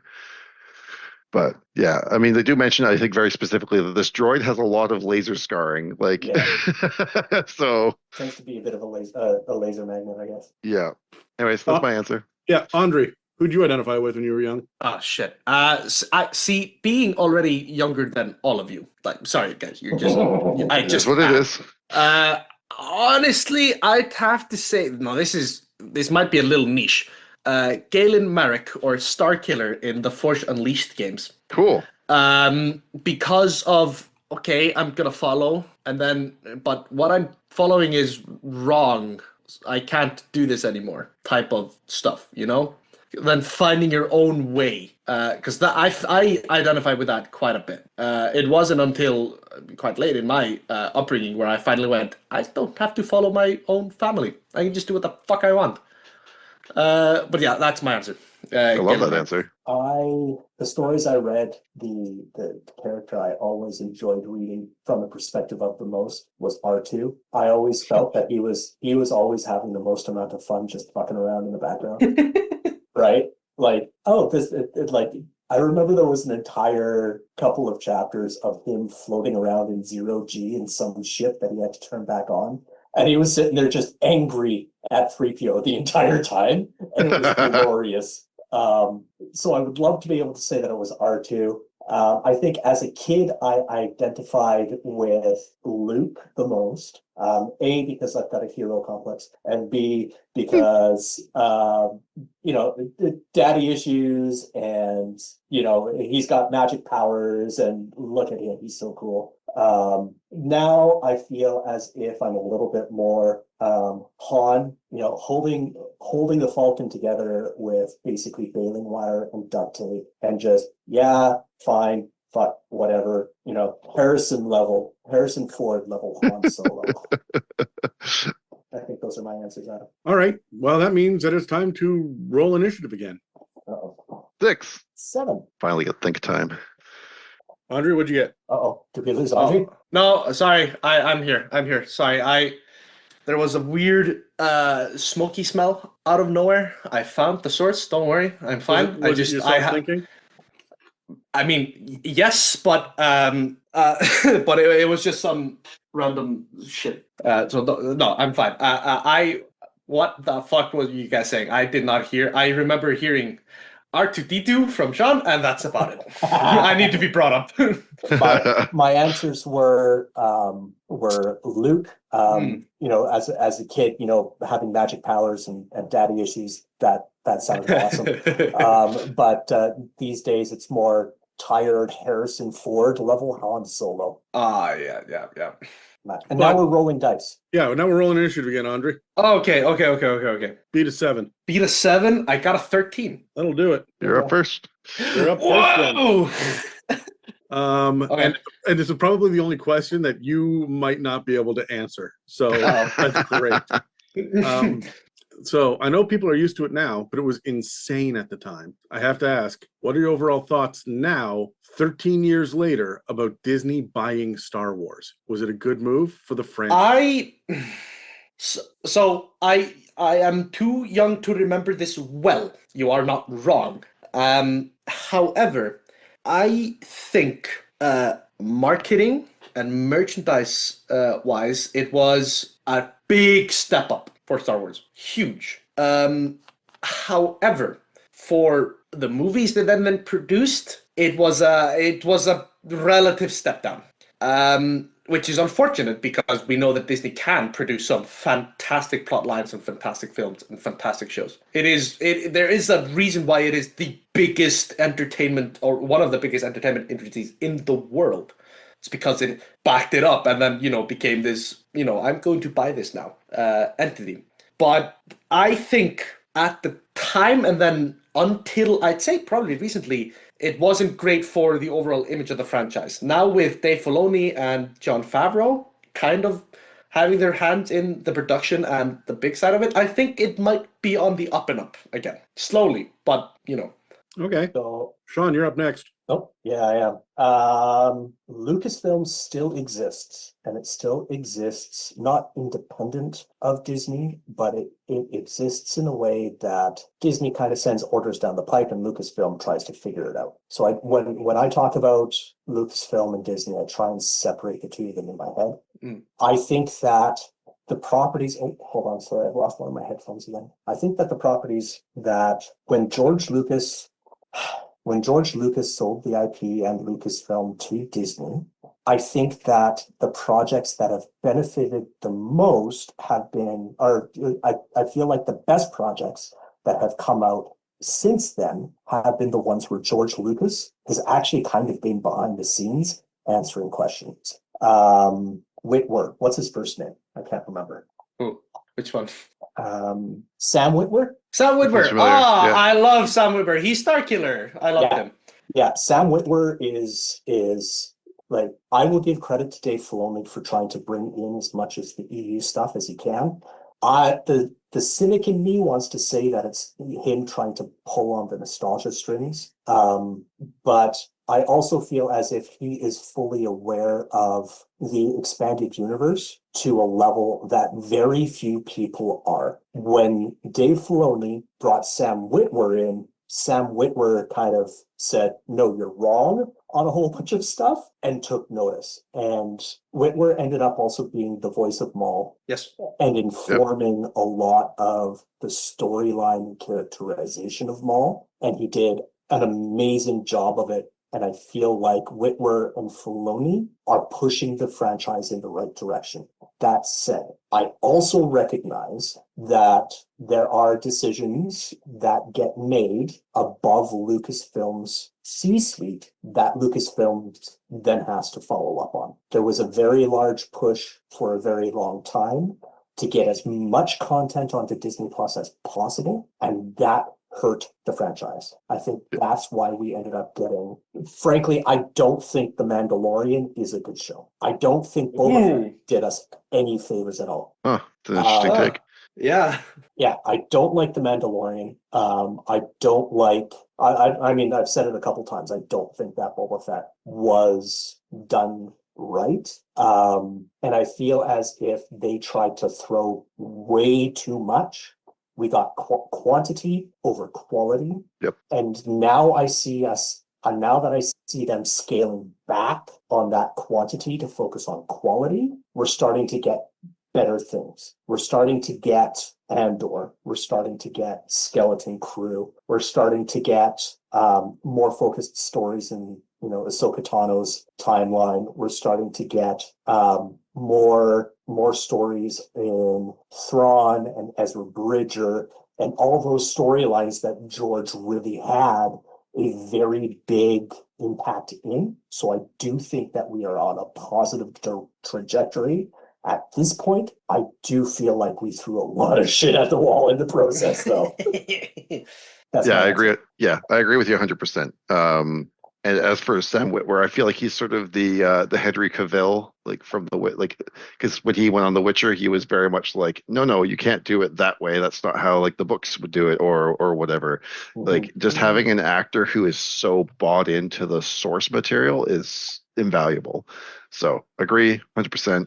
Yeah. For me, as a whole, the thing that defined the Disney buyout the most was the elimination of the EU. And as somebody who was completely bought in on the book series, I can't say that I've read all of them, unlike Adam, but I did read most of them, and I read them religiously as they came out. I've got hardcovers for basically everything after the Yuzhan Vong series, just because I was eager to get the next piece, the next like crumb of story about the Solo kids or Mara Jade or whatever, whoever was the focus at the time. Kip Duron was a huge influence for me. I really enjoyed his character and his development as a Jedi and as a person over the course of a number of books. So the fact that all of those characters were just deleted felt really bad. It felt really, really bad because basically Disney just sort of walked in and said, nope, all of those characters no longer exist. They're not real. We're not continuing their storylines, and they may not come back. And there was a little bit of hope. It was bad enough for me to quit the fucking franchise. So yeah, understandable. And there was definitely a part of me that considered it when that happened, because I was just like, well, why? Why did this need to happen? And I mean, I guess it allowed them to create the freedom to do what they want. But like I said earlier, it didn't. They didn't capitalize on that. And to be frank, in a series or in a franchise that literally encompasses an entire galaxy, there's really very little why you can't work around the edges of what's been written. There's so much happening, and most of the books are centered on a very core group of characters on a very specific core group of planets.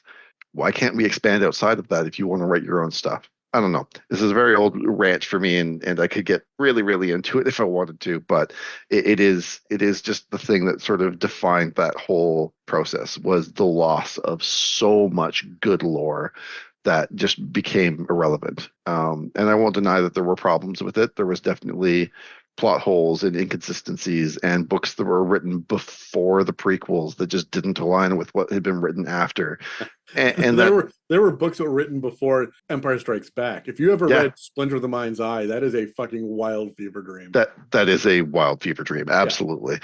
Yeah. So it is what it is. I get it, but I don't know. It would have been nice to maintain, even more modern stuff if that was what had to be done. So it all put a bad taste in my mouth. That said, I do appreciate the fact that we have received new Star Wars as a result. We never would have gotten Andor without this purchase. We never would have gotten, more Clone Wars episodes, whatever else. There's so much good that we have received that I can't be entirely negative about it, but there were mistakes made. Mm-hmm. Okay, so let's spiral that out then, and talk meta for a second. Behind the scenes, who is to blame for the worst moments in Star Wars history? Can I throw something out there before we get into this real quick? Yes, please. Sorry, Adam. Is that okay? Okay. Yeah. This is an unpopular goddamn opinion. I defend the EU not coming forward. Ooh. And the reason why is purely down to licensing. Lucasfilm didn't have control over the EU. Yes, but Sean, they had literally all of the money and could have gotten it. From estates of authors that are dead. No, from the publishing companies that own the rights to it. I'm not entirely certain that would have been an easy take. Also, we could have just not told those stories and told other stories around them. Yep. Yeah. The same way that Shadows of the Empire exists very cleanly between Empire Strikes Back and Return of the Jedi, and neither of those films reference anything that happens during that time period with those characters. You can work around it. I hear what you're saying. I don't think it was entirely possible for them to get the rights for all that material. Yeah, but what I'm saying now is they don't need to. Right? The same way that Andor is great and has nothing to do with the Skywalkers.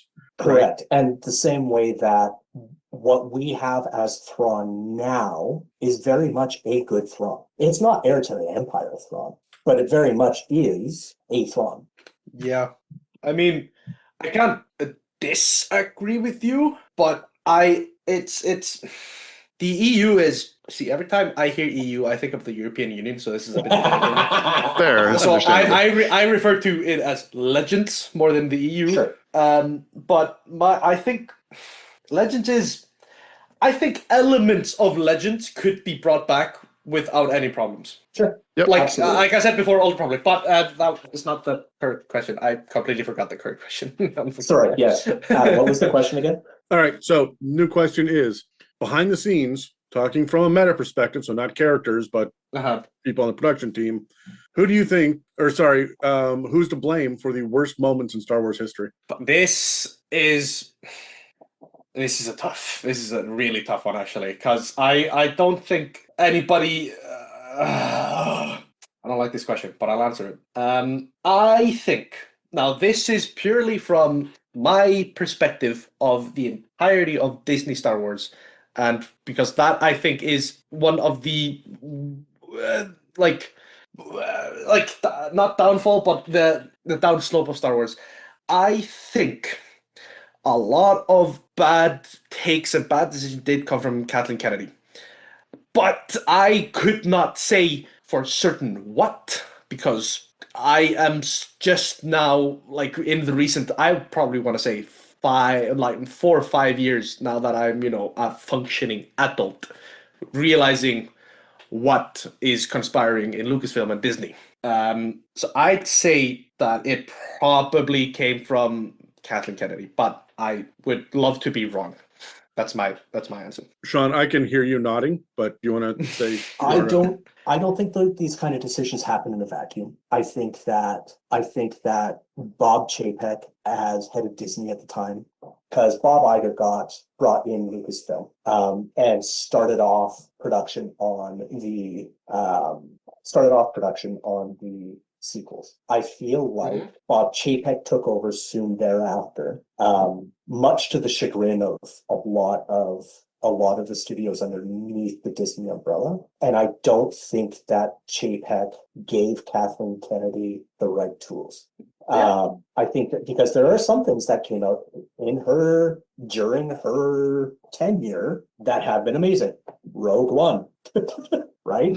No, yeah, absolutely. But this is coming from a perspective of practically a kid compared to you guys, who's only ever really known that Kathleen Kennedy was in power. Mm-hmm. Yeah, she's been go on. President of Lucasfilm since 2012, apparently. Sorry, I pulled up Wikipedia on a sidebar because I'm like that. Yeah, so she's been CEO of Lucasfilm since 2012. Since 2012, we've had, the sequel trilogy. If it takes about 3 years to put a movie out, that lines up, right? Yeah, but we also had Rogue One and Solo and all the Disney Plus stuff. Solo did not do her any favors. No, I think Solo is grossly overhated, but I do see its flaws.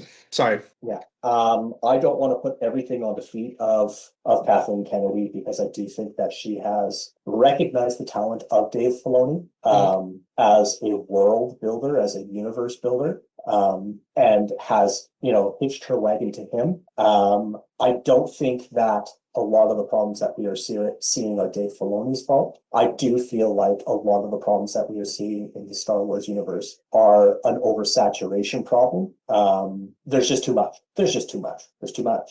They need to give us more quality over quantity. And I think that we are starting to see that quality start to come out. Again, I'm going to say it. Skeleton Crew was fun. It was a good time. I think that we're starting to get back into things, and it's starting to address better. Steve, what do you think? This is a tough one. And I'll be honest, I don't like pointing fingers when it comes to stuff like this, especially with the Star Wars brigade that loves to come and scream and send death threats and all that other fun stuff that comes with apparently being a Star Wars fan. Yeah. So yeah, I guess not that I think anybody listening is that type of human being. Don't do this. It's fucking awful. These people are just trying to make a living, and sure, they may have made some mistakes, but at the end of the day, let's try and be, respectful. Yeah. But yeah, I guess I just really kind of have to agree to a certain extent when it comes to responsibility. If you are in charge of a project, that's what being in charge means, is you are responsible for the people who are underneath you making the projects that fall under this banner. And if things aren't going together and aren't being planned properly and aren't being coordinated, well, that doesn't look great for you as a project coordinator or head of project, or I don't even know what Kathleen Kennedy's title technically is, but I work in games. I've mentioned this before on the podcast, and like, if a game flops, the creative director is generally looked at in a way that goes like, okay, this was your baby. What happened? Like, why didn't this come together? Like, why didn't we plan for this accordingly? And there might be a weaker link on the chain down the line somewhere that fell through and didn't execute. Who knows? But realistically, as a creative director, it is your job to make sure that those links are holding true.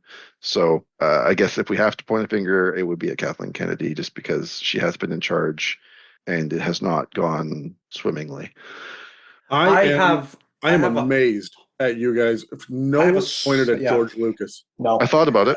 Yeah, I did as well, but I just came to a realization there is a finger that should have been pointed and has been pointed. I don't think the fans have done this series any favor. No, I agree. no. 100%. Like That was another answer I had. Yeah, as we are all fans, minus Adam, who hates this now with his entire being. But which No. is fair. Let me be clear. My hatred is gone. I am pleasantly ambivalent and will check in on Okay, one or two pieces of media as a mild curiosity sometimes. fair. But I absolutely do think, in a way, that fans, not necessarily us, but in as a whole, we are a part of the problem. We are expecting a lot, we are demanding a lot, and Yep. I mean, unfortunately, I mean, with games or movies, you can't make everybody happy. I think, Adam, you've preached this so many times just on the podcast, or somebody has. It's just it's not fair to the creators as fans to judge everything they did because of one bad project. Yep, totally fair. I mean, Okay. stuff like the Solo movie, like, could have done, Yeah. like, frankly, great movie, but it effectively canceled all of those, like, a Star Wars story movies because it didn't do well at the box office and people bitched about it. Yeah. Okay, so let's spiral into the next question then. Which Disney Plus project, live action or animated, do you think is the most underrated? Ooh, underrated. Certain under. That's a good one because that's a little tough. I would. Honestly, out of the ones that ever came out, I'd probably have to say Rebels. Mostly because it got a lot of shit when it first came out because it was a different animation style from the Clone Wars. So not a lot of people gave it a chance. Now, I will admit, I was one of those people. Then I went, do you know what? I'll give it a try. And I got my heart broken into a million pieces. And I love the show. I think Rebels is one of the most underrated Disney media. That's fair. Absolutely fair. Completely fair. Rebels is amazing. I've said it a couple of times, though. Skeleton Crew is quite good. Super underrated. I enjoyed a lot of it. There were plot holes and there were stupid decisions that were made, but it's so much fun. For a piece of Star Wars media, for me to be able to turn off my brain and not have to worry about the expanded universe as a whole for a little bit, it was a lot of fun. I have a slightly different answer, and it's mostly because I really like to plug this product. It's not technically a TV show or a movie. It's a book called Dark Disciple, and it is a novelization of what the next season of Clone Wars was going to be, and it follows the Jedi Keenan Voss and Asajj Ventress, and it's sort of like an undercover. I don't want to. I guess they're like a spy thriller in a way, and talks a lot about like Keelan's skirting with the dark side and the effects of sort of being immersed in it have on a person. And it's a really, really well written story. The two characters like play off of each other really interesting. I would have loved to have seen it animated and actually played out on the screen, but the book does a really, really good job of describing everything that's happening as well. And actually, more recently, they just released the Tales of the Underworld animated series on Disney Plus, and the first, I think, 3 episodes follow Asajj Ventress after the end of the novel. So you get like a little bit of a taste of sort of what happened, and then it picks up from there. So they sort of just skipped over this storyline from that season and then continued the animation on in the Tales series. If you haven't read this book, I think it's excellent. I'm not sure that it's necessarily like it's not necessarily underrated. It's just unknown. I think a lot of people don't know about it, and I would like more people to be aware and to go and give it a try. Because if you're a Star Wars fan, it is excellent. Yeah, in fairness, I haven't touched any of the canon novels for an extended period of time. So, There's so many. It's fair. It's Yeah. difficult. But yeah, I'll I agree with Steve. Dark Ensemble is fantastic. It's very good. Yeah. check it out. Okay, so speaking of good story arcs, Andri, who is the best character Oh. arc in all of Star Wars? Oh, I mean, the classic one is Anakin to Darth Vader back to the light side. I feel like that is like the arc. Yeah, you know what? I'll just go with that. It's just a good arc. I feel like a slave boy from a desert planet becoming one of the most powerful force beings in the universe to then be, manipulated and then, well, while being manipulated, betrayed by someone he trusted and then kept being by his side. And then realizing he has a son, starts to doubt his master, finally seeing the light again, and then ending, back where it was. It's a super classic trope. He's the chosen one, but it's just a good arc overall. Yeah, Anakin's story is fantastic. I've said Ahsoka Tano a couple of times throughout this recording. I really like what they're doing with her story. She had some amazing beats in Clone Wars, a couple of amazing beats in Rebels as well. But honestly, I also like what they've done with Obi-Wan. I really liked the Obi-Wan series on Disney Plus. There were a lot of people that hated it. I felt like it kind of gave him a little bit more of a closure and a confirmation on, no, Anakin is dead. Yep. And how do you handle that, plus the PTSD of Order 66, plus, deal with that entire thing while trying to make sure that Luke is safe on Tatooine, right? Yeah, no, I agree. I guess I have two answers for this. There's sort of the well-known character and the less well-known character. I mentioned Kip Duron earlier. He's an EU character, ends up being a Jedi Master. He's one of my favorite characters from Star Wars, and his story is a roller coaster ride. Like, he comes into his Jedi powers, learns to use them, and then gets manipulated by an ancient Jedi or an ancient Sith ghost, and basically turns him to the dark side. And he ends up taking another, I don't know, Star Wars loves its planet destroying weapons. Yes. Gets one of those, almost blows up a bunch of people, and then slowly is coaxed back toward the light side. He's just a very interesting human character. Like, and I don't mean that in like the race way, but like just like he's very fallible and goes through a lot of different trials in his life and ends up in a really good place at the end of it. I just really enjoyed evolving with his arc over the years. But for a more relatable answer, I think Darth Maul is a really, really interesting character growth over the series, from silent villain to very nuanced and uniquely driven character. He's not just a Sith that's out for power and control. It is about manipulation and understanding the way that the universe works and driving wedges into it to benefit him and his. And his final sort of showdown with Obi-Wan on I believe it was that was Clone Wars, I think, at the end, right? Rebels. Was it Rebels? Okay. Was just a really poignant moment, and the way that he ends up on Rebels, like the character he plays is sort of like this trickster, almost Loki-esque, is really cool. I enjoyed the way that he changed as a character over the years and the different portrayals of him. That absolutely shocks me as someone that's tuned out from Star Wars. The fact that Darth Maul, of all people, has gotten a spotlight, and it has been good. It's been very good. Adam, he's getting a show. Maul is getting a separate show. Yeah. Well, shit. All right. Yeah. But I can't wait for the show, by the way. It looks so good so far. Yeah, 2026, eh? I'm excited. Oh, yeah. Shadow Lord. All right. So let me pull one of the other questions into this rotation then, because we're kind of there anyway. Which side character deserves a spinoff? I mean, Maul already has a spin-off, so I'm not gonna say him. sidecar deserves a spin-off. Are we talking sidecars in the movies and the shows, or what are we? No, pick one. Anyone. Doesn't matter. Honestly, do you know what? I want a Thrawn show. I want the books, Ascendancy, Thrawn, Allegiance. I want just Thrawn. I want way more of Thrawn. I'd That's watch my answer. those. Thrawn. I'd watch that. I'd watch the shit out of that. Animated or not, I just want to hear Lars Mikkelsen voice him. That's all I care for. His voice actor. That's all I care about. Amazing. Thrawn show. That's my answer. I don't need more. Thrawn show. Thank you. Bye.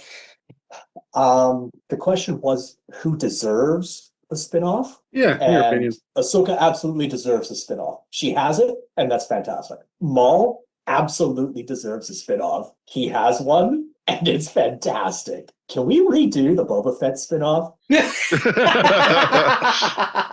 Please? He has one. It's not fantastic. It is not fantastic. It is not fantastic. I would love them to redo it. Fennec Fox. Fennec. Is her last name? Fennec Shand. Shand, yeah.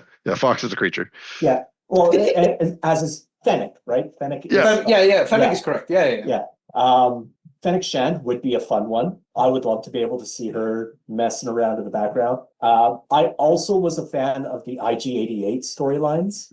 Oh, yeah. I would love to see an IG-88 storyline, just a bounty hunting robot that isn't Mandalorian, please. That would be fun. Anyways. Steve?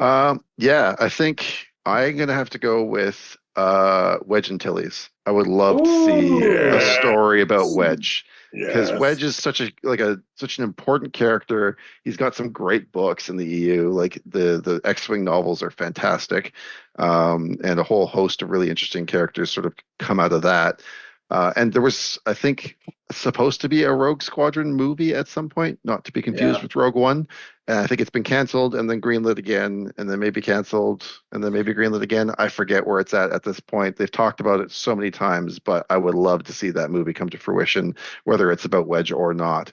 But Wedge Antilles is a really cool character as like an Imperial defector that basically learned how to fly a TIE fighter and then was like, this is maybe not the side that I want to be on, and becomes a hugely influential part of the rebellion. I would love to see the dots connected between those a little bit better. I think he does show up in Clone Wars a couple times and in Rebels. And we sort of see his origin story a little bit there, but I'd love to see that arc fleshed out more. And frankly, just any property about X-Wing or like starfighter battles, I think would be super, super cool. I think one quick one would be Cad Bane as well. I love him. Cad Bane actually just got the Tales of the Underworld covers Cad Bane. I know. I just want more of him, honestly. Oh, sure. Fair enough. I just love, anyway, but that was just cool. Yeah, Cad Bane's pretty much a badass.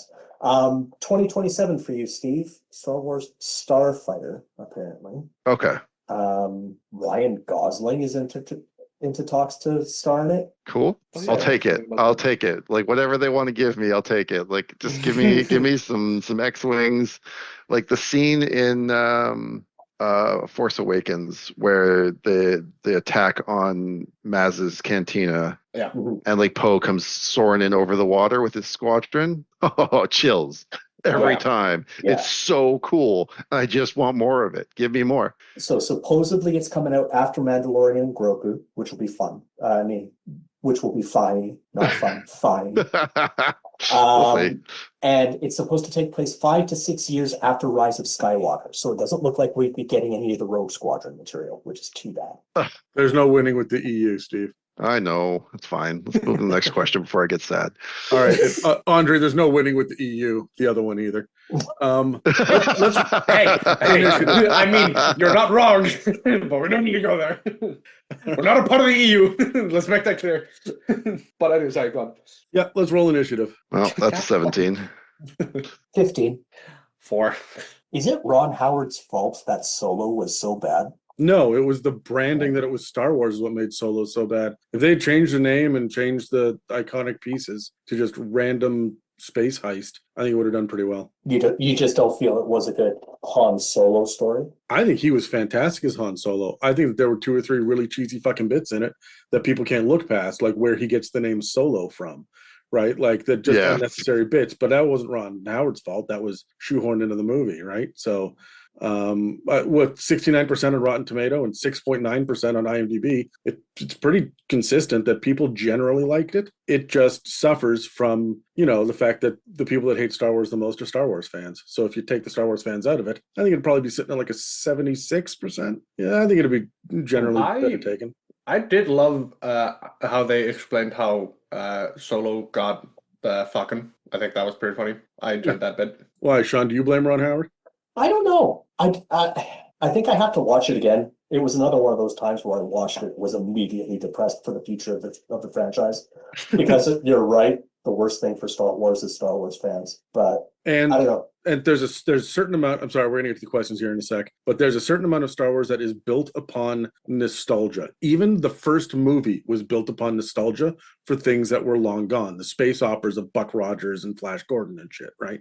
Like that was a love letter to times long past, the way that Indiana Jones was a love letter to the old adventure serials from like the 30s and 40s, right? So like there's always been a strong nostalgia vibe, but it is so hard to hit that without succumbing to one of the two pitfalls that you're going to run into, which is either leaning into it to the point where it's so cheesy that it doesn't work, or trying to do the same thing but edgy and different and mixing it up with a new spin, which never lands appropriately, right? That's why people are kind of relatively forgiving of A Force Awakens, because it did the nostalgia thing. It said, hey, you know what? We're back. Here's all the stuff that you remembered. We're going to do more stuff, but here's all the stuff you remembered. And it's pretty much the same, but we're back. And that was, in my opinion, that's why it is the least hated out of the sequels, is just because it understood the nostalgia factor. The Last Jedi did not understand the nostalgia factor. It was a cool movie. It was a great sci-fi movie. It was a moderately good Star Wars movie. It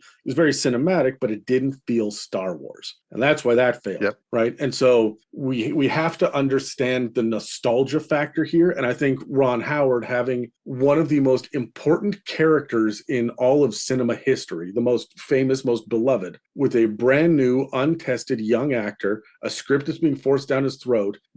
Star Wars has not really proven itself yet. It's been very hit or miss at this point, so nobody knows what's happening here. And if I remember correctly, he was brought on fairly last minute. He wasn't the original director. So yeah, that's correct. So I don't blame Ron Howard for that. I think he did a very competent job because he is an industry regular.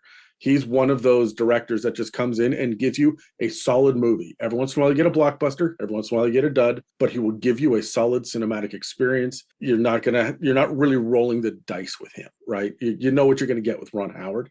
And he came in and did his job. And besides, who would turn down doing a Star Wars movie, especially if you're one of the old classic Hollywood directors, right? Like that grew up seeing this blow up around you, right? Yeah. So I don't blame Ron Howard. You should give it another watch, Sean, with the perspective that this was a little side story, a little side quest that had no real bearing on the plot. And is it fun? And I think it is. Yeah, that's fair. So did you guys roll initiative? On to the question. Yes. We got Steve, Sean, and Andri. Okay, so in that order. So Steve, who's the most badass character in all Star Wars?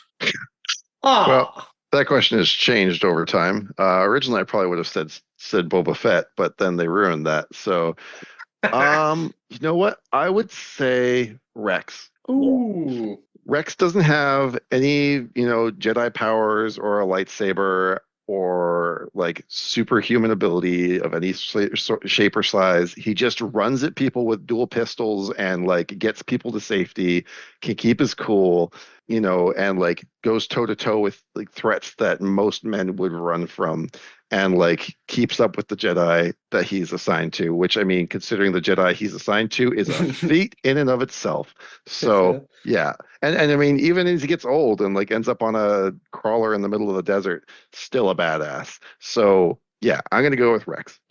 Good answer. I'm going to parallel that. My answer would be Ahsoka Tano, specifically because she is a goddamn badass. But also, Anakin, as portrayed through the Clone Wars, is a goddamn badass. Like, oh yeah, and like no fear, always kind of riding that edge of turning to the dark side, always kind of fighting that fight. Anakin is a total badass. There's a couple of scenes where there's blaster fire going off around him. Everybody else is undercover, but he's just walking with a singular mission towards his goal, and he will get there. And he is fucking inevitable, and it's perfect. I like it. Also a very good answer. I was originally going to say Darth Vader because it's just Darth Vader. However, I have since changed my answer. I want to say Obi-Wan. Not because of any extraordinary feat. Mind you, he has done some extraordinary feats. He defeated Grievous, Vader, Maul twice. Let's make that perfectly clear. But it's the fact that this man has been through a lot of hardship. He lost his master while he was still a Padawan. He, in the Clone Wars, lost his only real love to Maul, his most hated rival. He then saw his own Padawan fall to the dark side and could do nothing about it except, kind of deal with him. He then was alone on a desert planet for, I don't even remember how many years, watching over, the next, A New Hope. But the fact that this man went through so much hardship but never once was tempted to the dark side is badass in and of itself. So Obi-Wan is my answer. Those are all great answers. I take umbrage with Also, the it was idea that 19 years on a desert planet. Yeah.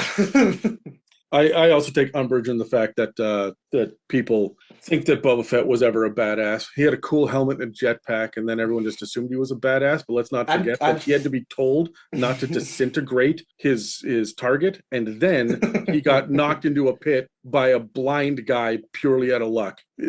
Boba Fett is, and always has been, a bit of a chump. And just by the way, he had 5 lines in the entire original trilogy. Yeah. Right? I remember the novelization of him crawling out of the Sarlacc pit. What book was that? It was one of the Tales of books. Tales of the Tales of Bounty Hunters? It was Bounty Hunters, yeah. The novelization of him, just dumbfounded by the fact that Boba Fett, where?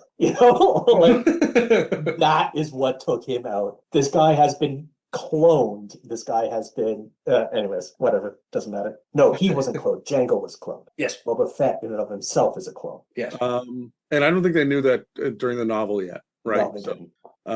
Anyway, are you personally ready to retire the Skywalker saga and move on to another group of main characters, Steve? Yes, 100%. I mean, I don't mind the occasional cameo or reference of these characters. They're now big damn heroes in the galaxy, so it does make sense that people would somewhat know who they are. But realistically, I don't need to follow Rey Skywalker or to delve back into the story between the original trilogy to the end of the ninth episode. That story's played out. We know how it goes. We know who the players are.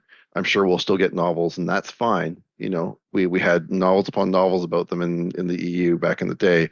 But when it comes to TV shows and movies for Star Wars, I would like to focus on some new players. Andor, again, we're going to bring it up again, had an excellent run with brand new characters that had their own conflicts and their own motivations. Skeleton Crew, brand new characters, brand new premise, planets we've never seen before, a very different angle of storytelling within the Star Wars universe. And it was very well done. It was entertaining. It was different. It gave us a new perspective. So yeah, let's move on. The universe is a big place. Let's explore some new stories. Sean? Yeah, I hear that. I'm done specifically with the Skywalkers. I like the nods that we've been getting, and Luke showing up in Ahsoka? Yeah. Mandalorian. Was it Mandalorian or Ahsoka? Both.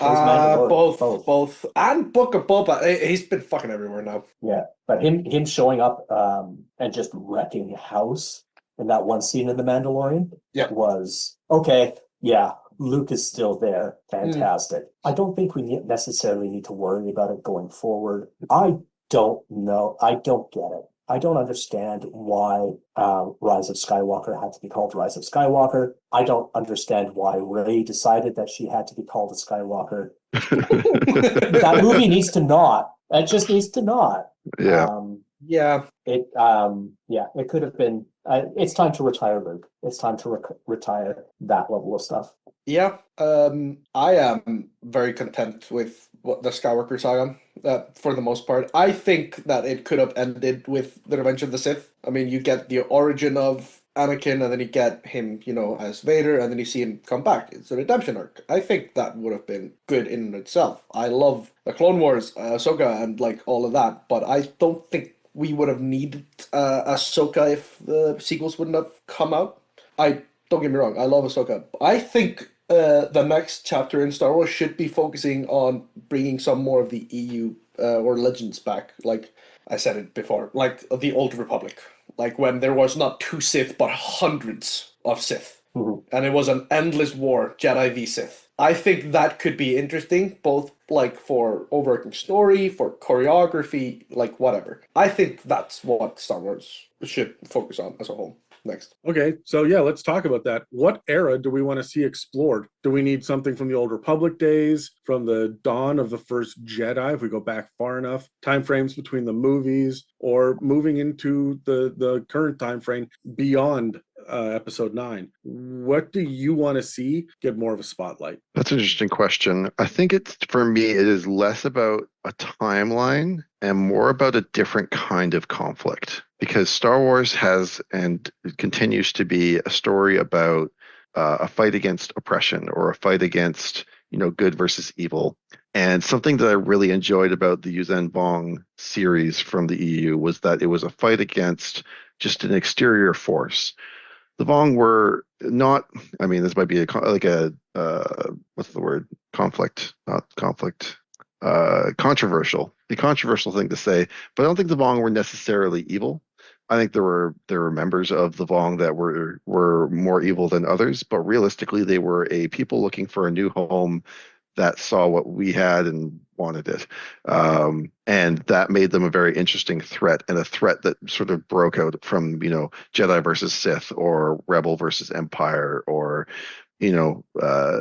control versus control versus chaos. Like those are sort of like a lot of the themes that we see in Star Wars. And I would really love to see a new storyline that deals with something different and a little bit more outside of the standard stories that we tell all the time inside the Star Wars universe. Yeah, I like the idea of exploring the relationship of, like, the expanded universe and the games have done a really good job of digging further into what makes a Sith. And I feel like we've done a lot of digging into, Sith good, Jedi bad. I would love to be able to pull in some of the expanded universe stories about the Grey Jedi and Force users that, as I understand it, because I actually haven't read them, but instead of the duality of the Force, it's all just the Force, those storylines. But which era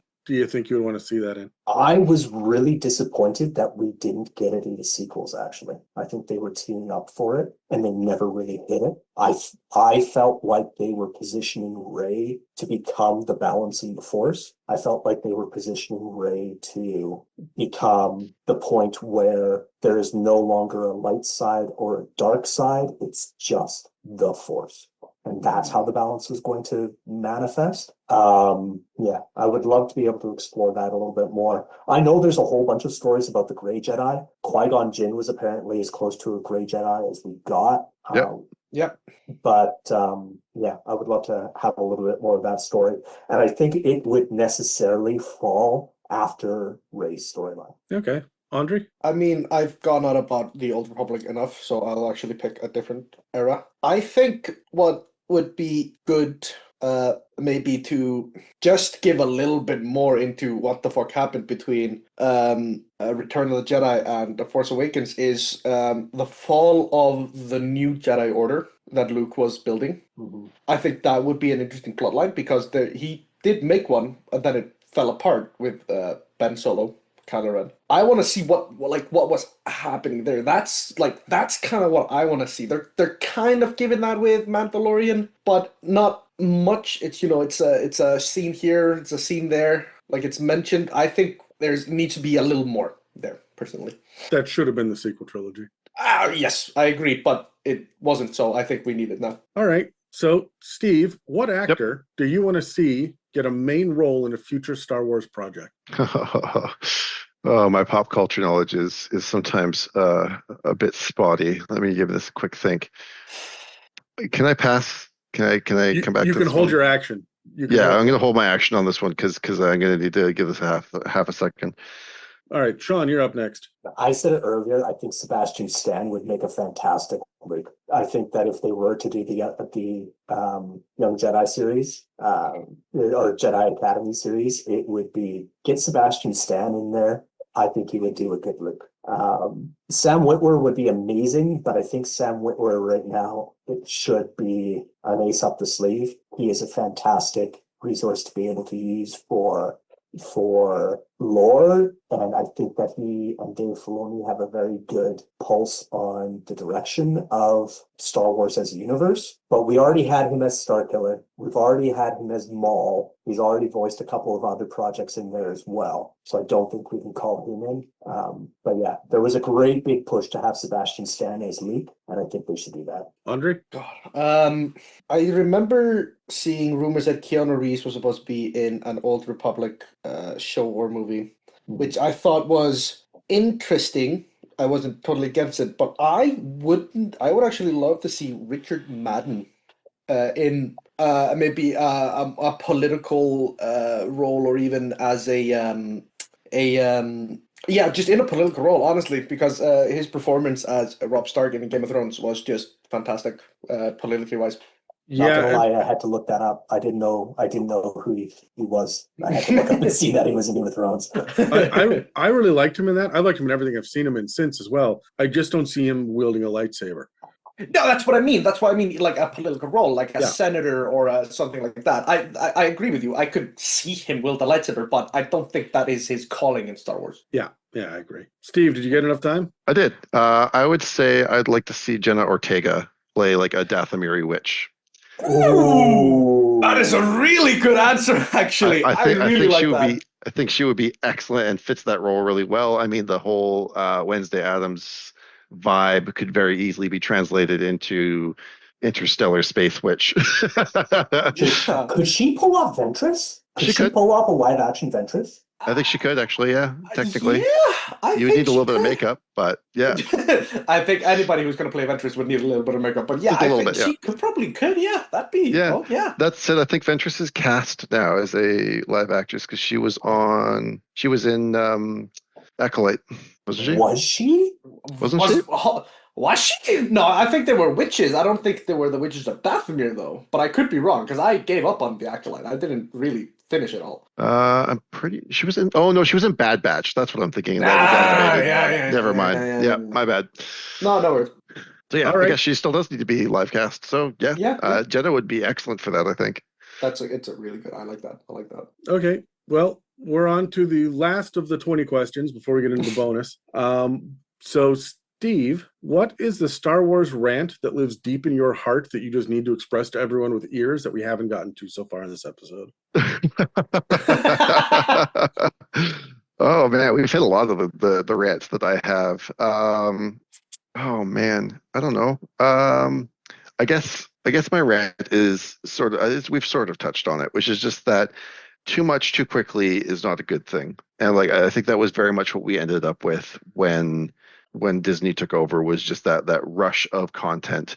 And there were a million books and a million comics and a million games all being planned, and a million different TV shows and movies that were all being released, and it was very difficult to keep up with everything. And as much as I wanted to, because I do want to. I tried to buy all the comics, I tried to buy all the books, and I've tuned into, I think, basically every single TV show and movie that they've made since Disney took over. I've fallen away on the comics and books a bit because I just couldn't keep up with everything. And I'm glad that they're dialing that back now, because realistically, as much as I do want more Star Wars content, I love it. Sean said, I believe earlier, that quality over quantity is the way to go, and I'm glad that they are aiming in that direction. And that's my hope, that we see some dividends paid from that, because realistically, I would much rather see one movie every 5 years that's amazing than 3 movies a year that are subpar. So I'm hoping we get to see that. And I'm also hoping that we continue to get more little tidbits of extended characters that are being reintegrated into the lore. There was a character from the X-Wing novels, a villain, that I recently saw her name mentioned in one of the more recent books, and I was really, really excited. I'm trying to remember, Zane Izard? That rings a bell. Yeah. She was a villain from the X-Wing novels who was really, really interesting. She was, I believe, some kind of Imperial intelligence agent. And her last name, Izard, was mentioned in the most recent novel they released, which was a book about the time right after the Empire coming into power. And it follows Bail Organa.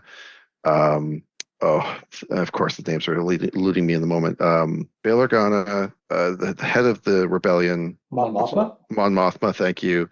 And the guy with the lazy eye. Saw Saw Gerrera. Thank you, guys. I should know these names, but of course we're on a podcast, so they elude me in the moment.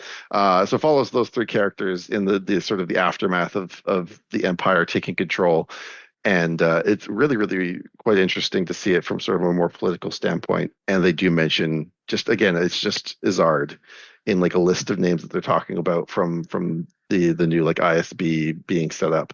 And I was just like, oh, that's just a little nugget there that you're leaving for the true old fans that are excited to see like EU content come back. So I would love to see them continue to do stuff like that, where they just give little bits and pieces of old characters that had impact on the storyline. Fucking Admiral Akbar. God damn you, Adam. Don't get me started. Well, that was funny. All right, but go. No, go. that was a trap. Yeah. My rant about Star Wars. What is my rant about Star Wars right now? There were a whole bunch of people that were getting really upset that all of a sudden Rey had the ability to do a whole bunch of stuff with the Force. And sure, she might not have had masters to be able to train her for the majority of it. Luke was there supposedly for like, how long was she on that planet with Luke training? Like 3 days? Undetermined. An undetermined length of time. I wasn't necessarily as bothered by that. Oh, what? How could she just heal things now? That's not how it's supposed to work with the Force. I'm like, yes, of course it can work like that with the Force. Why not? It should be. Force is there to fix whatever conflict that we have in front of us right now. I mean, that's a little bit overly simplistic, but yes. No, but the point is that we get new Force powers all the time, just the same way that we could get new lightsabers all the time. Just whatever we need to be able to do something. If we need to be able to get across the galaxy in 3 minutes, there will be some Force reason that'll happen with some special star or something. With the weird exceptions in sci-fi fantasy, you just have to accept the fact that this is how it. Yeah, I know it is as silly as General Grievous's name and every Darth whatever, right? Like every name is stupid in Star Wars, but we accept it. And if we can accept that, then we can accept, these magical powers that just keep popping up. I'm with you 100%, Sean. Also, realistically, Force healing has been in video games for a very long time. That is not a new power. That has been established for forever as a canon ability of Jedi. That said, a dagger that has been buried for thousands of years should not be able to be a map for a fucking Star Destroyer that just fell out of the goddamn sky. That's stupid. You should know better. Shake your head. Sean, I don't think that you truly get it. There's some nuance to the storytelling. You should go back and watch episode 9 7 more times. Maybe you'll get it. Jesus. You might as well send the man to torture, honestly. Andri, do you have a rant? Which one sounded like touchdown? Okay, which one to pick, honestly? All right, I think the rant I'll pick for now. The different types of lightsaber colors are originally just some stupid reason. The reason why we got green in Return of the Jedi is because the blue didn't show as well on the blue sky on the Jabba's ship. Like, it just, so they made it green. Okay, sick. We now have green. Red was because blue versus red, good versus evil, easy. Then we got purple because Samuel L. Jackson said, I want purple. Yep. And because it is Star Wars, there had to be a reason. So more reasons came to be. Blue because they are guardians, green because they're more in tune with the Force, purple because they tip the line between the light and the dark. And then more colors just kept coming and coming, and whatever. I think that a lot of people who don't necessarily want to accept the fact that the colors, yes, do mean something in canon, but originally they mean fuck all. The colors were just colors. It was never supposed to be green. It was always supposed to be blue, red, then the green came, then purple.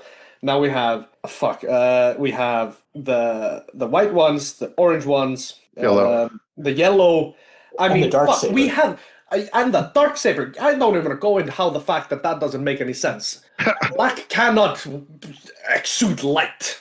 Makes it What do you cool. mean? Yeah, That's why I it's know cool. it's cool, but why does that saber also actually look like a sword and not like just a beam of light? Why does that one have an edge and a point? Right? I hate this. I love it, but I hate it. But the lightsabers don't mean anything. Not really. It's bullshit that came up later. The same with like hyperspace. The same with the midichlorians, the force healing. People have to accept that Star Wars is a lot of it works because of this. Yep. And I don't think enough Star Wars fans are accepting that. That's why it is fantasy in space and not science fiction. Mm-hmm. Mm-hmm. Yep. Yeah, The Expanse is science fiction. Yes. Another rant would be that Starkiller should never be canon, by the way. Starkiller or Galen Mark is too powerful to be canon material. Yes. Just to throw that out there. A lot of EU or Legends should not be canon. I'm sure we can agree on this. Yeah, pulling Star Destroyers out of orbit is probably a little bit much. It's super cool. Little much. Yeah. But yeah, no, I'm done. That's the rants I would have gone over. All right. So before we wrap this up, I have a bonus question. So let's roll initiative one final time. 6. 11. 1. Sean gets to go first, then Steve, then Andri. Aw. Okay. All right. And I have to ask this question because the ladies would absolutely ask this. Jabba, Oh yes. Jar Jar, Oh, no. and the Sarlacc pit. Fuck, marry, kill. Okay. Wait, Jar Jar, Jabba, and Sarlacc. That's the lemon, right? Jabba, Jar Jar, and the Sarlacc pit. Okay. Sean, you're up first. Yeah, I'm thinking. Kill Jabba. Absolutely kill Jabba. I like where this is going. Marry Jar Jar, Yeah, you did, Which you me- pervert. which means I've got to climb inside the Sarlacc. It's ribbed for your pleasure. Steve. It makes me tingle. Oh man. Yeah, I think I'm the same as Sean. I think I got to go down that same list. Like Jar Jar, really realistically, you can marry Jar Jar and you can do whatever you want. He'll never notice. And I'm not doing anything with Jabba. There's no way. And the Sarlacc is what a Sarlacc is. I gotta say, first of all, because you guys are killing Jabba right off the bat, the man has money and he True. has real estate. Yeah, I does just killed him, Jar so Jar. it's mine we now. are we are on the same page here, Adam. I fucking love that. But so does Jar Jar. After Phantom Menace, doesn't he become like Chancellor to Naboo? He becomes vice senator when Padme is off. Yes, that's Perfect. correct. So he's got money, he's got land. Also, let's be real. Jabba the Hutt does not have a will. Jabba the Hutt gets killed, and whoever kills him takes all his shit. That is the rule of the outlaw. Becomes Daimon because yes. apparently it became a fucking Japanese hierarchy on Tatooine. So I get both. No. That's bullshit. Jabba had such a will that he could not be mind controlled by Luke. No. Not that kind of will. That's really funny. That's really How funny. dare you? Andri, what's your answer? I mean, it's hard to argue with those with what's already there, but my initial thought was to marry Jabba because of he is a Hutt. He is the leading member of one of the biggest criminal organizations in the galaxy. To then fuck Jar Jar just to get that out of the way, and then kill the Sarlacc pit because I quite frankly just hate the Sarlacc pit. Really? It doesn't just tickle you once. It has. No, 10 it's a tickles. 1,000 years. No, yeah, it is 1,000 years of pleasure in this case, but I'll pass. Hey, if it was good enough for Boba Fett. So, are there any final thoughts, anybody, before we wrap this up? Kiarimunti is a bitch-made man. I hate this man. I don't want any. I'm glad he died in Order 66. That's it. That's it. Sean and Bring Steve, back- any final thoughts? Bring back Maybe. Mara Jade. Yes. Okay, but if you bring back Mara Jade, you got to bring back Luke. That's fine. There's a big window of time between the end of episode 6 and the beginning of episode 7. They could have a fling at some point in there, whatever. I'm not. Okay. I'm not picky. Do what you Yeah. got to do. Yeah, there's a lot of time. Okay, Yeah. I'm cool with that. Yeah, that would be a fun story, wouldn't it? I miss Mara Jade. And I guess my closing thoughts are maybe the new hope was the friends we made along the way. All right, fuck that. Aw. Andri, do you have any people, personal social media, or projects you'd like to mention? I want to what do I don't know, man. I mean, my Instagram is not even. It's not a lot happening on my Instagram. There's photos of like really beautiful sceneries at home. That's about it. I've plugged that before. Do you know what? I will dedicate this to my friends in the States that were so kind enough to actually let me stay at their place, so I didn't have to pay for an Airbnb or a hotel. That was really nice of them. Heyo. Which, funnily enough, I want to thank Sean, who was my friend's name as well, and Megan. With this, I just realized how fucking hilarious that is. And to thank them for letting me be there with them in the sweltering heat that was Boston. I never want to go again. Did they have air conditioning? They did. They did. All right, so that's all for our discussion on Star Wars. Thank you, Andri, for choosing this topic and supporting the Patreon. And thank you to Steve and Sean for jumping onto this episode. And of course, thank you to the listeners for listening to another episode of the It's a Mimic podcast, where you never know what you're going to get. And may the force be with you. May the With force be you. with you. That's all for this Platinum Greatwyrm episode of the It's a Mimic podcast. This episode and others can also be found on Spotify, Apple Podcasts, YouTube, and most other podcast apps. Please take a second to engage with a like, follow, subscribe, comment, or review to help push our engagement. Thanks for listening to It's a Mimic, where you never know what you're going to get.